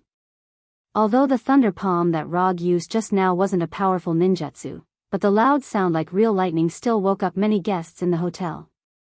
Especially the guests who lived on the same floor as him. One by one, the guests walked out of their rooms and began to search for the source of the noise. Then, they saw the big man in the aisle whose clothes were tattered because he used extremis to repair himself, and the impact crater the size of a person behind the big man. After noticing that more and more guests were focusing their eyes on him, the big man suddenly had a plan. The big man's legs suddenly exerted force, and he pounced to the side like a cheetah, temporarily leaving Rog's sight. Then, without hesitation, the big man went directly to the fire alarm bell and broke the glass on the alarm bell with a punch. At the moment when the alarm bell was broken, a harsh alarm sounded throughout the hotel. After doing this, the big man still had no intention of stopping, and he began to actively urge the extremis in his body. In the blink of an eye, his hands turned red, like the red-hot iron that had just been taken out of the stove. The guests who had walked out of their rooms because of the sound of the palm thunder all revealed terrified expressions when they saw this scene. Here, the Battle of New York must be mentioned again. For ordinary people on the Earth, the Battle of New York is not just a battlefield where aliens invaded the Earth, but also a war that made them understand that there are many monsters in the world they live in. Therefore, when these guests saw the big man whose hands had turned red, they immediately realized that this big man was the so-called monster. Although they don't know whether this big man is a good person or a bad person, for ordinary people, this makes no difference. It's like ordinary people seeing a gunfight on the street. Their first reaction is definitely not to understand who the two sides of the gunfight are, but to immediately avoid or stay away to avoid being involved in unnecessary danger. However, just as these guests planned to return to their rooms or run directly to the safe passage, they were immediately drenched. The hotel's fire protection system was activated. A large amount of water poured down crazily as if it didn't cost money. Of course, it was the big man with red hands who caused the fire protection system to be activated. Using the steel in his hands that can melt steel, the big man successfully made the hotel's fire protection system work. It's common sense that water can conduct electricity. This is what the big man wants to take advantage of. After getting wet, it's easier to be hit by Rog's lightning. But at the same time, it will also cause the lightning to accidentally injure others. For example, Little Pepper, who is in the same room with Rog. And with the spread of the water, it can also effectively dissolve the lightning attack that is enough to seriously injure him. If the lightning only hits him, of course, it can seriously injure him in one move. But if there are others to share the damage, then the threat of the thunder palm will naturally decrease a lot. After seeing that Rog didn't immediately attack when he walked out of the door, the corner of the big man's mouth unconsciously raised. The bet was right. This guy doesn't dare to accidentally injure others. However, what the big man didn't expect was that the reason why Rog didn't immediately attack was not because he was worried about accidentally injuring others, but because he was thinking about a somewhat serious problem. Wait a minute, where should I buy a new set of clothes? If you want to fight, just fight. Why do you have to wet people's clothes? After letting out a helpless sigh, Rog turned his gaze back to the large man. For some reason, when Roger raised his head to look at him, the burly man suddenly felt an instinctive sense of danger from his body. Danger, run. The moment this thought appeared in the big man's mind, Rog also appeared in front of him like a ghost. Lightning body blink. Before the weak electric current that wrapped around Rog's body dissipated, his right hand grabbed the big man's neck and lifted him up. Discharger 1,000,000 volts. The big man who was lifted up by Rog didn't have time to counterattack. A visible electric current directly appeared on his body.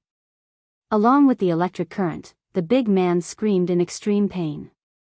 Chapter 168. What kind of experience is it to be electrocuted by 1,000,000 volts? Rog has never been electrocuted before, so he doesn't know. But judging from the big man who kept screaming in front of him, it should be a tragic and painful experience. If this big man hadn't been injected with extremis, he wouldn't have to experience this extreme pain now. Because the moment he was electrocuted, he would have completely lost his life.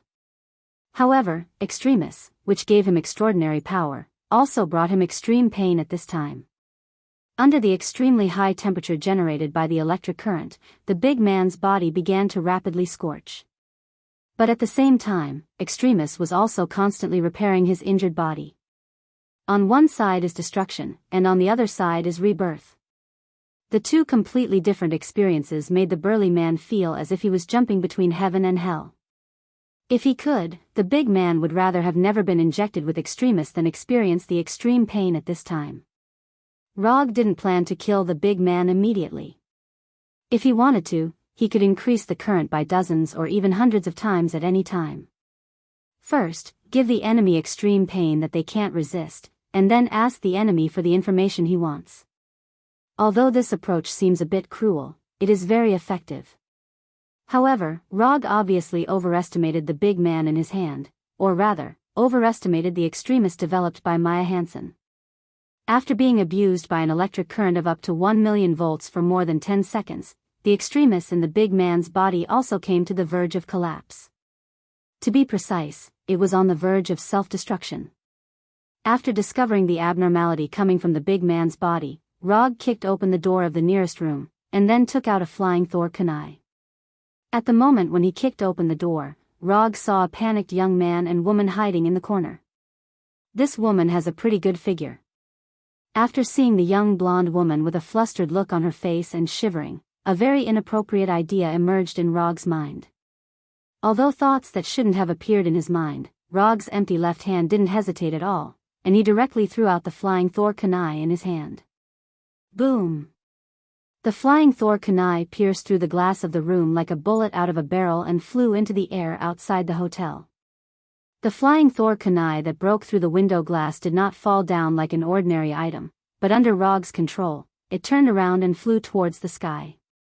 After the flying Thor kunai flew hundreds of meters into the air, he disappeared into the hotel's passage with the big man. Flying Thor 2. Rog grabbed the flying Thor kunai that was still flying towards the high altitude, and then threw the big man on his right hand. And he himself, under the influence of gravity, he began to fall. The big man's big big kunai's kunai, SSS. The fireball only lasted for a short period of a few tenths of a second before completely dissipating, and the night sky returned to its original appearance again. After dealing with this self-destructing desperation fighter, Rog once again threw out the flying Thor kunai in his hand, and then controlled the flying Thor kunai to fly back to the hotel. When he was about to have a close contact with the ground, he teleported back to the hotel with the flying thunder god. He doesn't know if the big man just now was not completely transformed by extremis, or for some other reason, but Rog always felt that the big man was a little different from the desperation fighter in his impression. Except for his self-healing ability and his body's ability to generate high temperatures, he is very weak in other aspects, so weak that he has hundreds of ways to end the battle in an instant. In his memory, Killian, who was also transformed by extremis, was a fierce man who could tear Tawny several sets of Iron Man armors with his bare hands. Furthermore, even though he had endured the self-destruction of Mark 42's prodigal son, he still hadn't lost his life. Compared with Killian, the big man just now was not a little weak. Of course, this may also be because people's physiques are different from each other. Rog once heard that there was once a junior high school student surnamed Lou who fought with more than 20 people with knives for 75 minutes, and then ran for more than 30 kilometers in one breath. Although he didn't know this junior high school student, since a junior high school student can do this, it shows that the physiques between people can't be generalized. Not to mention that there is also a person who can predict the shooting position in extreme anger, avoid 30 rifle bullets without any injuries, and finally disarm with a punch. As for other things like slide shovel killing tiger, gravity kick killing bear, cross breaking bear's arm, back throwing strong man, etc., it seems to be quite common. Times have really changed. Roger tossed these messy thoughts to the back of his mind and returned to the room where Little Pepper and Maya Hansen were staying. He said, "That man has been dealt with, but we'll have to change hotels." Both Little Pepper and Maya Hansen were not surprised by this outcome. If Rog couldn't take care of that man, then it would be a surprise. Although it did not cause much damage to the hotel, the appearance of the man still caused a lot of trouble to the hotel guests. For example, the hotel's fire system was still spraying water wildly. But these were all small problems. With Little Pepper's current status and ability, dealing with this kind of thing was not much more difficult than asking the housekeeper to make breakfast. Dozens of minutes later, Rog and the other two appeared in a famous 5-star hotel in Los Angeles. Although Maya Hansen was still an enemy, Little Pepper still booked a room for her alone, not worried that she would run away or do something she shouldn't do. Anyway, Rog was here, and even if there was a problem, Rog would solve it. After witnessing Rog's battle with her own eyes, Little Pepper had more and more trust in him. But at this time, Rog obviously did not care about Maya Hansen. Now, he was using the exclusive service provided by his American Centurion Black Gold card. First, he asked them to get him a set of high-end clothes and matching shoes. Then, he asked them to get him an off-road vehicle with excellent performance. In the end, he asked them to arrange for two beautiful blondes to be his guests. This evil capitalist society. The night passed in the blink of an eye. Before Little Pepper and Maya Hansen woke up, Rog left the hotel alone and began the next step of his plan. Of course, before he left a letter for the hotel staff and asked them to hand it to Little Pepper when she woke up. As for Maya Hansen, it was impossible for her to hurt Little Chili Pepper, who was already on guard against her. And just in case, he deliberately summoned the Punisher and asked it to secretly protect Little Pepper. Chapter 169. After leaving the hotel, Rog drove directly to Tawny's seaside mansion. He now has the extremis formula, but he still needs a highly intelligent person who can perfect the formula and self-destruct the defects. Since a high IQ is mentioned, it must be Tawny. If you have any difficulties, look for Tawny. After a night of investigation, the police and firefighters near Tawny's mansion have left. Only the staff cleaning up the ruins and a small number of police officers maintaining order are still in the ruins of the mansion. Using the hypnotic ability of Sharingan, Rog easily came to the interior of the mansion and came to the Tawny studio at the bottom.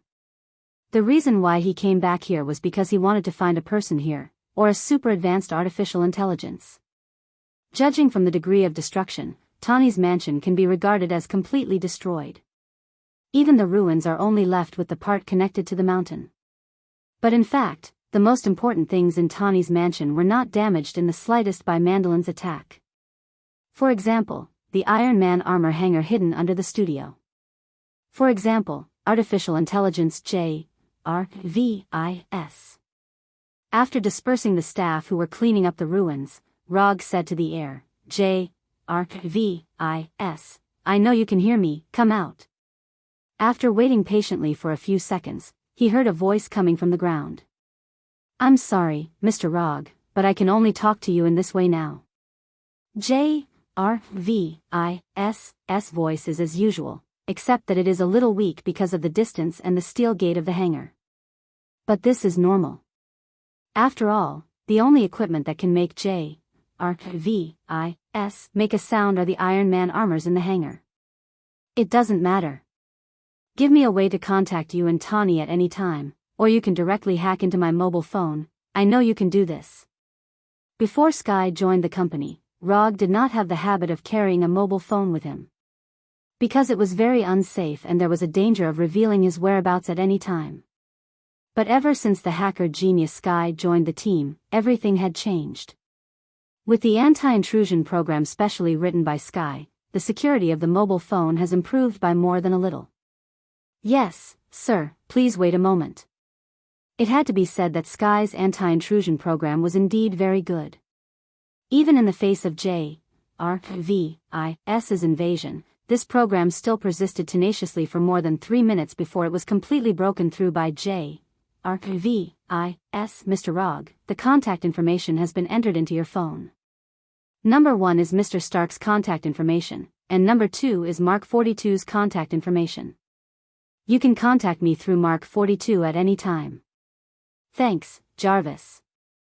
After getting the contact information for Tawny and JRVIS, Rog went straight back to the off-road vehicle and called Tawny. After more than 10 minutes of conversation, they roughly understood the other party's current situation. Tawny was now in a small town called Rose Hill in Tennessee. Here, he found the first explosion that was suspected to be caused by Mandolin and obtained some information. He knew that all of this was related to AIM Pioneer technology. Of course, Tawny didn't forget to tell Rog that he was attacked by 2 extremist fighters and met a pretty good little boy. Rog also briefly told Tawny about what happened last night, including the fact that he arranged the Punishers to secretly protect Little Pepper. Finally, he also told Tawny about perfecting the extremist equation. Tawny didn't refuse Rog's request, but he didn't agree immediately, but said that he would think about it. Rog didn't care too much about this. As long as he didn't refuse directly, with his understanding of Tawny, Tawny will eventually help him perfect the extremist equation. Before hanging up the phone, Tawny also told Rog a piece of news. He is now asking JRVIS to analyze the satellite reception equipment of AIM Pioneer technology, and he will soon be able to locate the specific location where Mandolin released the video last night. Although Rog knew which video Tawny was talking about, unfortunately, he didn't see the video last night. Because at that time, he was studying the meaning of life with two blondes in the presidential suite. The address where the video was released should be in Miami, Florida. If you are free, you can go there now. After directly telling Tawny where Mandolin is now, Rog took the initiative to hang up the phone and booked a first-class ticket to Miami for himself. It takes more than 5 hours to fly from Los Angeles to Miami, which is not much different from flying from New York to Los Angeles. But this time, Rog hopes that he won't miss anything. Last time, he missed the scene where Mandolin attacked Tawny's mansion. More than 7 hours later, Rog saw Tawny wearing a red children's watch, a black hoodie, and a black backpack behind Mandolin's villa. Your new style is quite unique. Compared to Tawny's previous outfit, he now looked particularly down-to-earth and approachable. He didn't have the aura of a playboy or a super-rich man at all. This is also a limited edition. It's my friend's sister's. Tawny didn't take Rog's teasing to heart at all and said with a serious face. Where's your battle suit? You're not planning to use these to attack the villa, are you? The people inside are armed with real guns and live ammunition. Glancing at Tawny's equipment, Rog had to admire Tawny's courage. Don't underestimate these things. I made them myself. Tawny replied confidently. You're the boss. You have the final say. Although the equipment on his body was slightly rough, the things made by Tawny himself were never bad. I haven't seen you for a while and you've started wearing contact lenses. Why don't you do a manicure too? Tawny began to fight back. These are not contact lenses, these are real eyes. This is the attitude that Tawny should have, and Rog nodded with relief. Don't talk nonsense. Do you want to do it or should I? Tawny pointed to the guards in the villa and said. You're so well prepared. It would be unreasonable if I don't let you do your best. You're the main attacker and I'll assist you. After deciding on the division of labor, Tawny didn't want to continue arguing with Rog. He quickly ran to the wall of the villa and climbed over the wall with a completely fluid movement. Iron Man was forced to use his physical body. It's not easy. Roger followed closely behind Tony to prevent Tony from accidentally dying to a bullet that came out of nowhere, as it was his first time fighting with his physical body. Chapter 170. Although Tawny's movements are a little rusty, his efficiency is not low at all when it comes to real action. Nail gun, taser, homemade grenade, electric shock gloves, all kinds of gadgets made by Stark himself played a good role, allowing Tawny to smoothly enter the interior of the villa without alarming too many guards. I didn't know that you had specially trained. Rog has always kept a distance of about 2 meters from Tawny, protecting Tawny while observing Tawny's fighting skills. Without the Iron Man armor, I am also Iron Man. Tawny replied with great confidence. Perhaps it's because he's too confident, or maybe it's because he lacks experience in close combat. Tawny didn't find out that the guard who was stunned by him was only stunned for a few seconds. Tawny didn't notice the awakening of the guard, but Rog wouldn't make such a low-level mistake like him. Sneer. Just as the guard pulled out the pistol from his waist, a flying Thor kunai flew in front of him like lightning and cut his neck directly. At the moment when he killed the guard with the flying Thor kunai, Rog also used body flicker to come behind the guard and grab the guard who was about to fall forward. You are too careless. It was not until this time that Tawny discovered that the guard had woken up.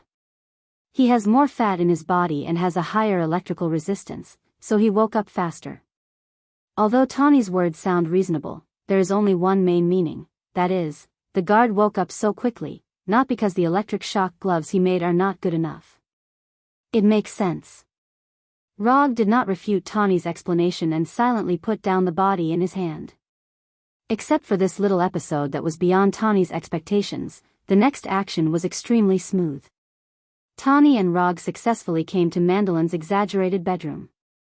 Tawny, with a gun in his right hand, carefully came to the bed and then lifted the quilt on the bed. There were indeed 2 people on the bed, but it was not Mandolin as Tawny imagined, but 2 girls in sexy underwear. It seems that Rog was not the only one who had a night of sex last night. Looking carefully at the two girls who woke up on the bed, Rog felt that the two blondes he had last night were more interesting. At this moment, not only were the two girls on the bed panicking, but also Tony, who was holding a pistol, was panicking. What's going on? What about the bearded mandolin? Just when Tony began to wonder if he had come to the wrong room, the sound of water suddenly came from the toilet next to him. Without any hesitation, Tony made a silent gesture to the two girls on the bed, then immediately retreated to a corner by the bed. Which one of you is Vanessa?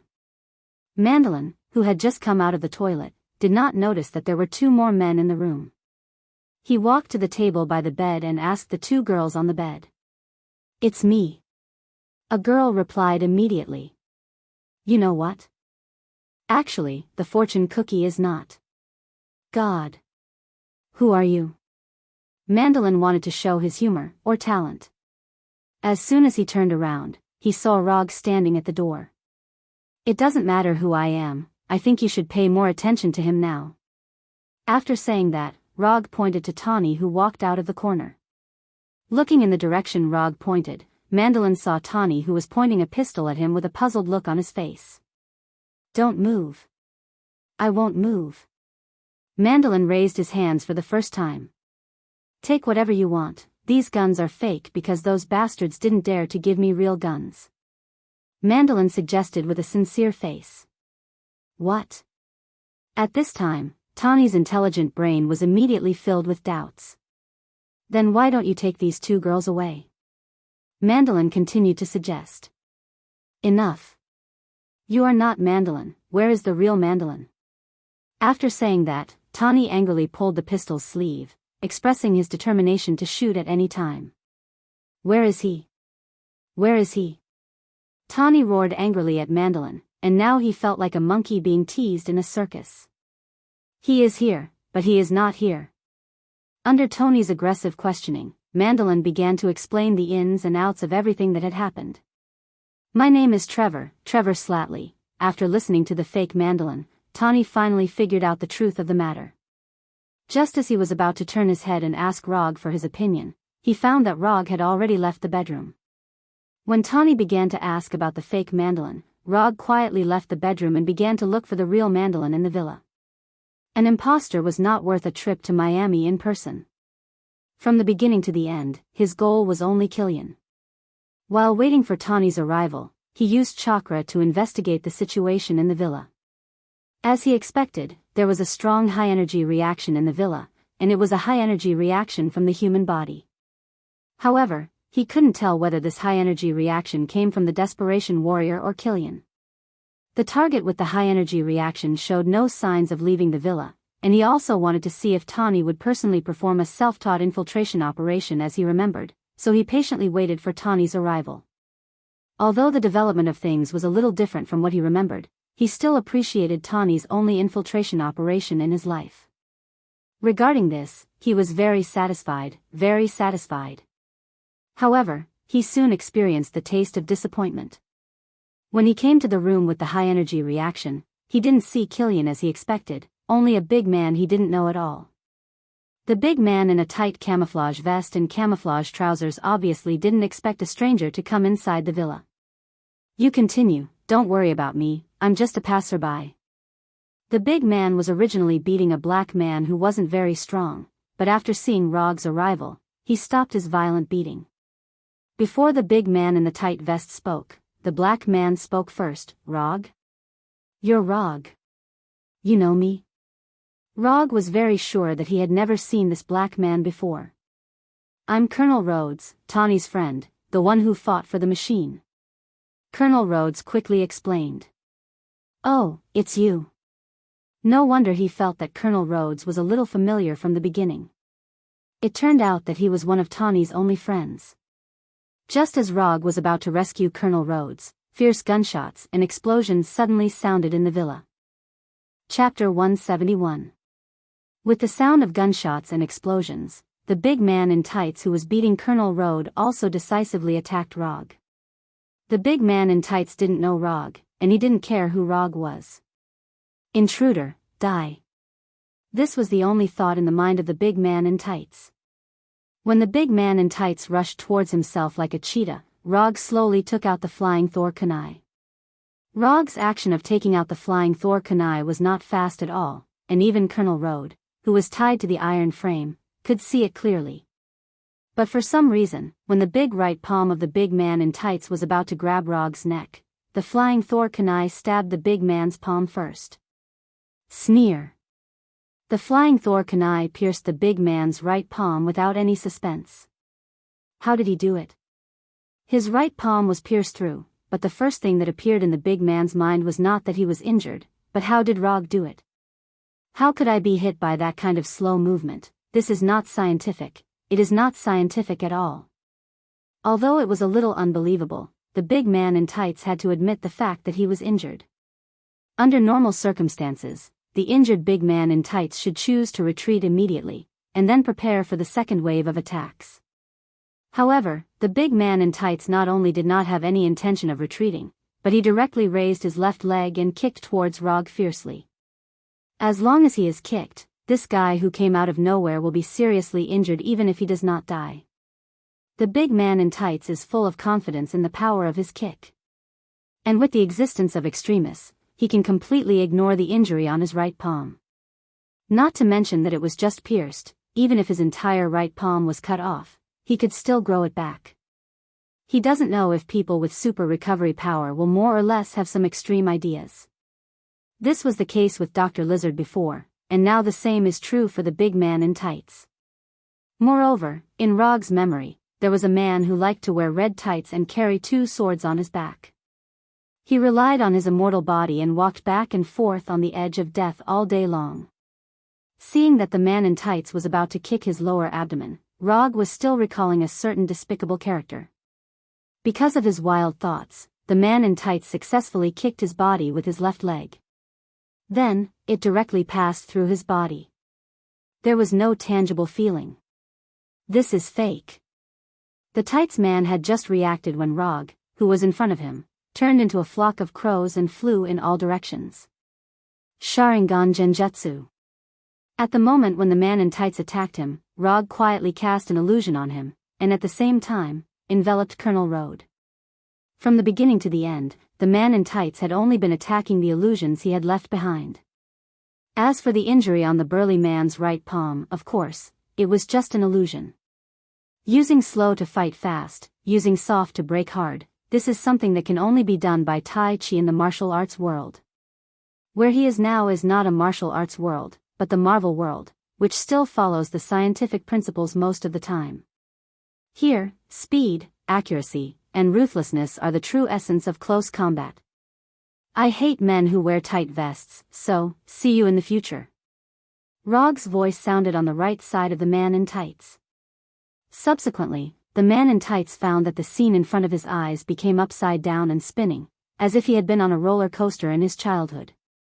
Before the man in tights understood, he saw his own body, his body without a head, and the light blue sword in Rog's hand that was completely composed of thunder and lightning. Lightning release, thunderbolt, sword slash. Using the thunder tachi to instantly cut off the enemy's head. Decapitation in one strike, full marks. When the head of the man in tights fell heavily to the ground, he heard the last words of Rog. This time, it's true. As soon as this thought appeared in the mind of the man in tights, he completely lost his life. From the moment the man in tights launched his attack to the moment he completely died, only 2 or 3 seconds passed in total. If the man in tights had been a little more cautious, instead of relying on his extremists to launch an attack recklessly, then he would have been able to live for at least a few more seconds. Although the final outcome will not change in any way, at least his death will look a little better. After quickly defeating the man in tights, Rog put down Colonel Road, who was tied to the iron frame. Thank you. If you hadn't come, I might have been killed by this guy. Colonel Road wiped the blood from the corner of his mouth and thanked him sincerely. You're welcome. Saving Colonel Road was a matter of convenience, and the main reason was that it didn't take much effort. Can you contact Tawny now? They took my battle suit, we must stop them immediately. Although Colonel Road didn't know what they were going to do with the war machine, he was sure that it was definitely not a good thing. Tawny is outside now, you can talk to him directly. When Rog and Colonel Road found Tawny again, Tawny was wearing part of the battle suit and fighting fiercely with the guards in the villa. Even though there were only a few parts of the battle suit on his body, Tawny still exerted a lot of combat power, and he alone suppressed all the guards who came forward. It seems that he is having a good time. Now that they have seen it, Rog and Colonel Road certainly won't let Tawny fight against all the enemies alone. After more than a minute, the villa with continuous gunshots and explosions returned to its previous calm state. After returning to the fake mandolin's bedroom and torturing the pompous old man again, they got a piece of information related to the vice president. Driving the luxury yacht generously gifted by the fake mandolin, Rog and the other two left the villa, and Tawny also called the vice president at this time. This is what it means to have a high profile. Tony Stark was the only one who could make a call to the vice president so easily. After talking to the vice president, Tawny and Colonel Road finally understood why Killian had to take away the war machine. The Trojan horse stratagem, a plan that was born thousands of years ago but is still very effective today. The war machine on Air Force One is that Trojan horse. I'm sorry to interrupt you. I'm not biased against politicians, but if I remember correctly, the vice president's daughter lost her right leg when she was a child. It just so happens that Killian's extremis has the ability to regenerate broken limbs. As soon as Rog finished speaking, the faces of Tawny and Colonel Road became a little ugly, and as time passed, it became more and more ugly. Chapter 172. Tawny and Colonel Road are not political idiots. If they still can't connect the dots, Rog will seriously doubt their IQ. The vice president and Killian have good reasons to cooperate, and this also explains why Mandolin can launch so many terrorist attacks in the United States. According to the current situation, there are only 3 of us left to save the president. Even the vice president is Killian's partner, which means that they can't get any official help. The president of the United States has been reduced to the point where only 3 people can save him. He doesn't know if this is the misfortune of President Ellis or the honor of Rog and the other 2. Let's not worry about that for now. I'll let Mark 42 go to Air Force One and take a look. After that, Tony controlled the Mark 42 Prodigal to fly toward Air Force One. When Mark 42 set off, Tawny and Colonel Road turned to look at Rog at the same time.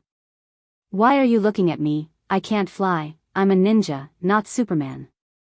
Are you kidding me? I don't want to go to Air Force One, I'm not an American.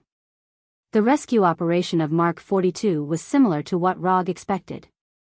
Tawny didn't find any trace of President Ellis on Air Force One, nor could he prevent the explosion of Air Force One. However, under his control, the Mark 42 Prodigal successfully rescued the 13 government personnel from the crash. Then, Mark 42 was hit by a passing truck and fell apart. Although it was only remotely controlled, the sudden impact still made Tawny in the cabin involuntarily close his eyes. Fortunately, it was only remotely controlled, otherwise, he would be the one who was hit now. Tawny just sighed. Colonel Road opened the cabin door and said, "Brother, I want to hear some good news." "They are all safe, but I didn't save the president." Tawny reported his results honestly. "You can't save the president with a combat suit, then Rog and I have no chance without a combat suit." Colonel Road couldn't help but grumble, and then he sighed. After hearing Colonel Road's words, Rog, who was lying on the sofa with his eyes closed, opened his eyes. "Wait, what does this have to do with me? I don't have to wear a combat suit. It's just you who is weak, don't drag me in." However, Rog didn't say these words in the end, but turned to look at Tawny. "Your remote control system is pretty good, how about installing a set for my Mark III? Mark III doesn't have the corresponding receiving and operating equipment, what do you think?" Tawny answered without looking back. "Then you can upgrade the Mark III in my hands. For example, change the energy system, weapon system, and operating system to the Mark 42. A free commission for upgrade, do you want to think about it?" Although Roger would not wear the Mark III in battle, it did not affect his intention to upgrade it. Even if the new is the new model, the old model is, the new model is the old model. Then you might as well ask for a set of Mark 42. I don't mind, as long as you're willing. Tawny is now more and more regretting why he took Mark III as a stake in the battle. It's all because he was too young and fell into Rog's trap. The longer he knows Rog, the more Tawny feels that Rog was premeditated to seduce him. Whether it was the appearance of Mark III or the words he said later, it was all to deceive Mark III in his hand. Every time he thinks of this, Tawny still has some faint heartache. Mark III fell into the hands of a person who doesn't know how to cherish it at all. According to J.R.V.I.'s observations over the years, the set of Mark III in Rog's hand has never sent back a starting signal. This also means that Rog purely regards Mark III as a decoration. One of the proudest works in my life is actually regarded as a decoration. This is simply, forget it, don't think about it, it's easy to get angry if you think too much. Tawny glanced at Rog with a slightly angry look, then gave J.R.V.I.'s the order to execute the robot party, and let J.R.V.I.'s begin to locate the signal of the war machine. The prototype of the war machine was the Mark II originally built by Tawny. Although it was modified later, it was also modified by AIM Pioneer technology. But this didn't affect J.R.V.I.'s precise location of the war machine's signal. It didn't take long for J.R.V.I.'s to locate the location of the war machine. A port in Fort Lauderdale. It was only a few dozen kilometers away from Miami, which was not very far. Not long after nightfall, Rog and the other two sailed from Miami to the port where the war machine was located. The president is now wearing the war machine and hanging above the oil tank. They are going to burn him to death. After moving forward secretly in the port for a while, Colonel Road was the first to discover President Ellis. A Viking-style funeral. A public execution. Tawny immediately guessed Killian's intention. At this time, Tawny was not wearing the latest Mark 42 armor.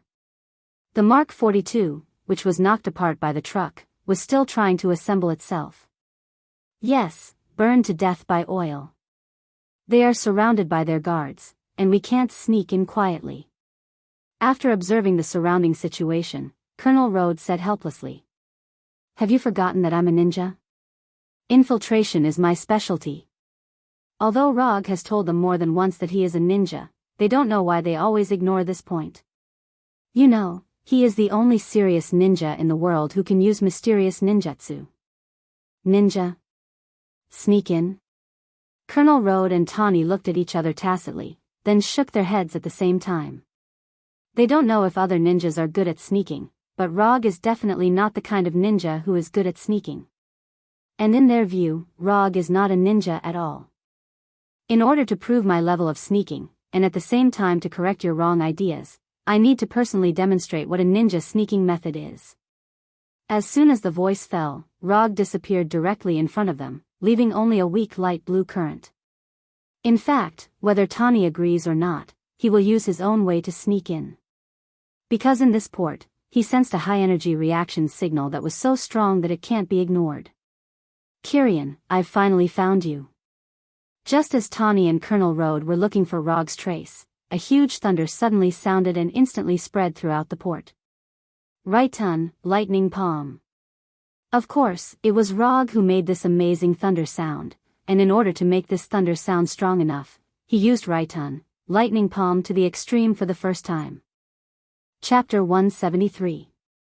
What is he doing? Is he crazy?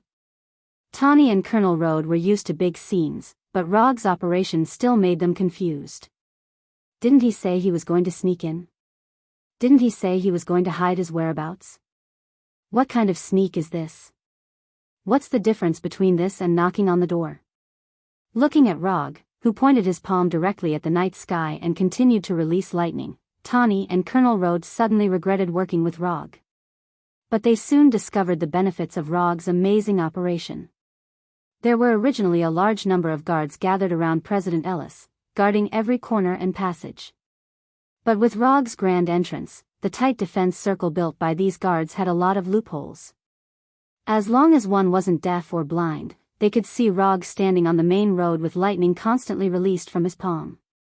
The guards quickly adjusted their positions and aimed their guns at Rog on the main road. As long as Killian gave the order, the dozens of guards present could instantly turn Rog into a hornet's nest. Tawny and Colonel Rowe didn't speak. They silently looked at each other, then carefully walked toward President Ellis. Killian, don't hide, I know you're here. Come out and play. If you want to control everything behind the scenes, you can't be the real boss. Rog said as he walked, not caring about the guards at all, as if he didn't see the muzzles aimed at him at all. Although his voice wasn't very loud, he was sure that Killian could hear him. Just as he guessed, Killian was watching him through a surveillance screen in a room on the fishing platform. Looking at the completely unfamiliar face on the screen, Killian showed a puzzled expression.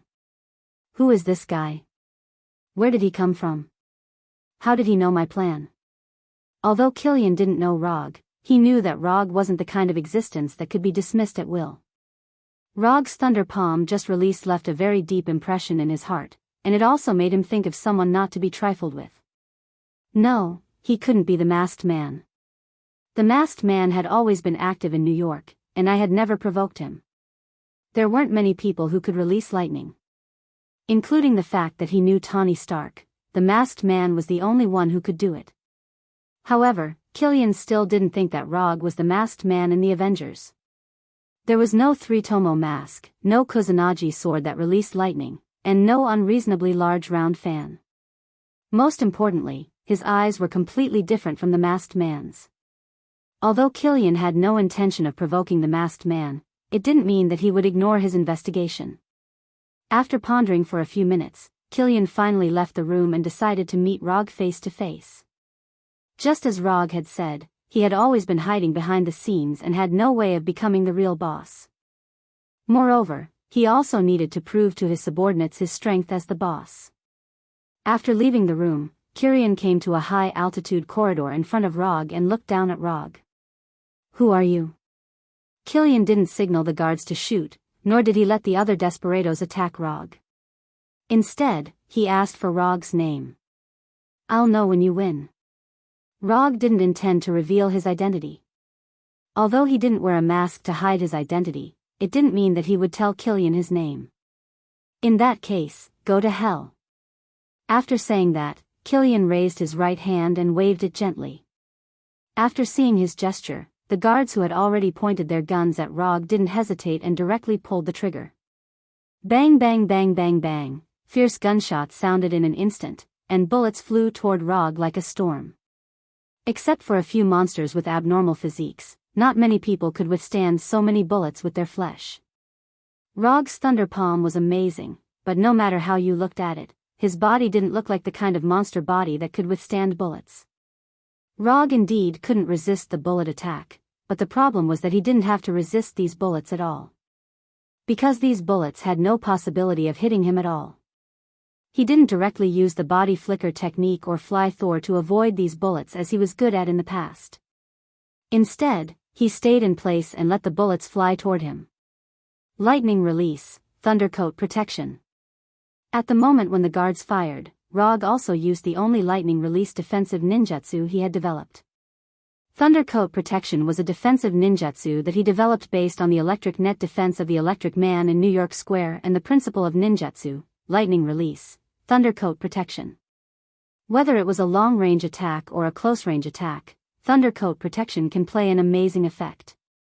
Hundreds of bullets came near Rog one after another, and then were blocked by the invisible Thundercoat. The metal bullets instantly disintegrated and then completely dissipated. When he wasn't facing an attack, the lightning cloak was like an invisible barrier. Only at the moment of the attack would the invisible lightning cloak ripple, revealing its existence. Gunshots kept ringing, but no bullet could penetrate the defense of Thundercoat and cause damage to Rog. Roger stood on the main road like a target, allowing the guards to attack him. At the same time, he used his actions to silently mock them for their weakness. Even if I stand here motionless, you can't hurt me at all. You are just ants. It didn't take long for the sound of magazines being emptied, and the gunshots weakened and finally disappeared completely. Killian, it seems that I have overestimated you. I thought that you would be more domineering after being transformed by extremists. I didn't expect that after so many years, you are no different from the coward standing on the roof 13 years ago. Rog mocked Kirian presumptuously. He wanted Kirian to be angry, the angrier the better. The angrier Kirian is, the more fun he can have. After hearing Rog mention the roof 13 years ago, Kirian's face finally changed, became gloomy, and his skin began to turn slightly red. That day was the day that changed his life, and it was also his most humiliating day. Kirian didn't speak, but silently took off his suit jacket, and then jumped down from the high-altitude aisle and landed directly on the main road. Although he has been transformed by extremists, he will still be injured if he jumps from this height. However, he doesn't care about this. Extremis will repair the injuries on his body, and all he needs to bear is the pain. And he has long been accustomed to pain. Chapter 174. Kilian, whose body seemed to be flowing with magma, walked step by step to Rog. Then, he stopped about 5 meters away from him. Kilian didn't say anything harsh, his face was gloomy, and his eyes were fixed on Rog. Looking at Kilian, who had become completely serious, Rog also became eager to try.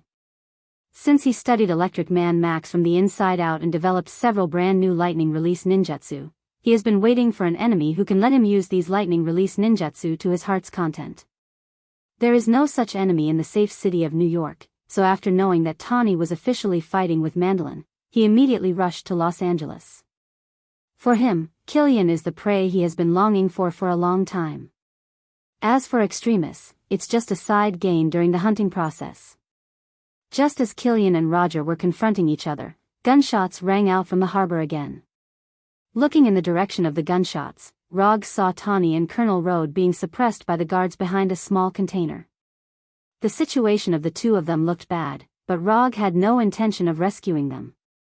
In other words, they didn't need Rog's rescue. Before departure, Tawny gave J.R.V.I.S. an order for a robot party. And now, Tawny's party partners finally arrived at the party. Not long after the gunshots sounded, more than 30 light spots appeared in the night sky and quickly flew to the port. These light spots quickly came over the port, showing their true appearance and forming a standard circle. Mark 8 to Mark 41. Tawny's Mark Series Iron Man suits built after the battle in New York, except for Mark 42 who has not arrived yet, all of them appeared. Tawny's robot party has officially begun. Did you see that? Your plan had no chance of success from the very beginning. You underestimated Tawny Stark. Rog said to Kilian unhurriedly. As long as I can keep all of you here, I'll be the one laughing in the end.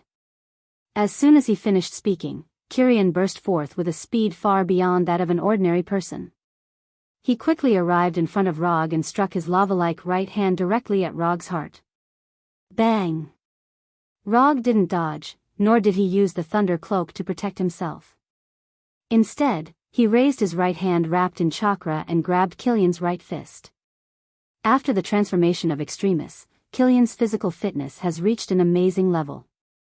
Especially when Extremis is stimulated, his magma-like right fist can instantly penetrate a steel plate. Even the Iron Man armor carefully built by Tawny can't stop the high temperature of his right fist that is enough to melt steel. However, the high temperature that could instantly melt steel into molten iron did not cause any damage to Rog's right palm. The light blue chakra wrapped in Rog's right hand not only gives him stronger strength, but also isolates the high temperature emitted by Kilian's right fist. You want to burn through my chakra with high temperature? Try again in your next life. Seeing that the situation was not good, Kilian just wanted to withdraw his right fist, but Rog suddenly turned his palm into a claw and firmly grabbed Kilian's fist. You want to leave? It's not that easy. Lightning release, lightning palm. With a thought, bolts of lightning appeared on Rog's right hand. Before Kilian could do anything, more than a dozen lightning bolts as thick as a wrist shot out wildly from the palm of Rog's right hand. Boom! A violent thunder that was no weaker than the previous one sounded, and Kilian, who was red all over, was sent flying like a bullet out of the barrel. The lightning released by lightning palm instantly broke Kilian's right arm, and at the same time, left a few fist-sized holes in his magma-like body. Before Kilian, who was sent flying by lightning palm, landed on the ground, his lost right arm and the hole in his body began to quickly repair with the help of Extremis. These injuries can't defeat me with Extremis. The final winner must be me. Just as these thoughts emerged in Killian's mind, he saw Rog's right hand again. Lightning body flicker. Rog instantly appeared in front of Killian. How can he be so fast? Killian was destined not to get the answer he wanted, and now he was not qualified to consider these questions. Rog's right hand, which had just released Lightning Palm, grabbed Killian's neck. Lightning Discharger, 30 million volts.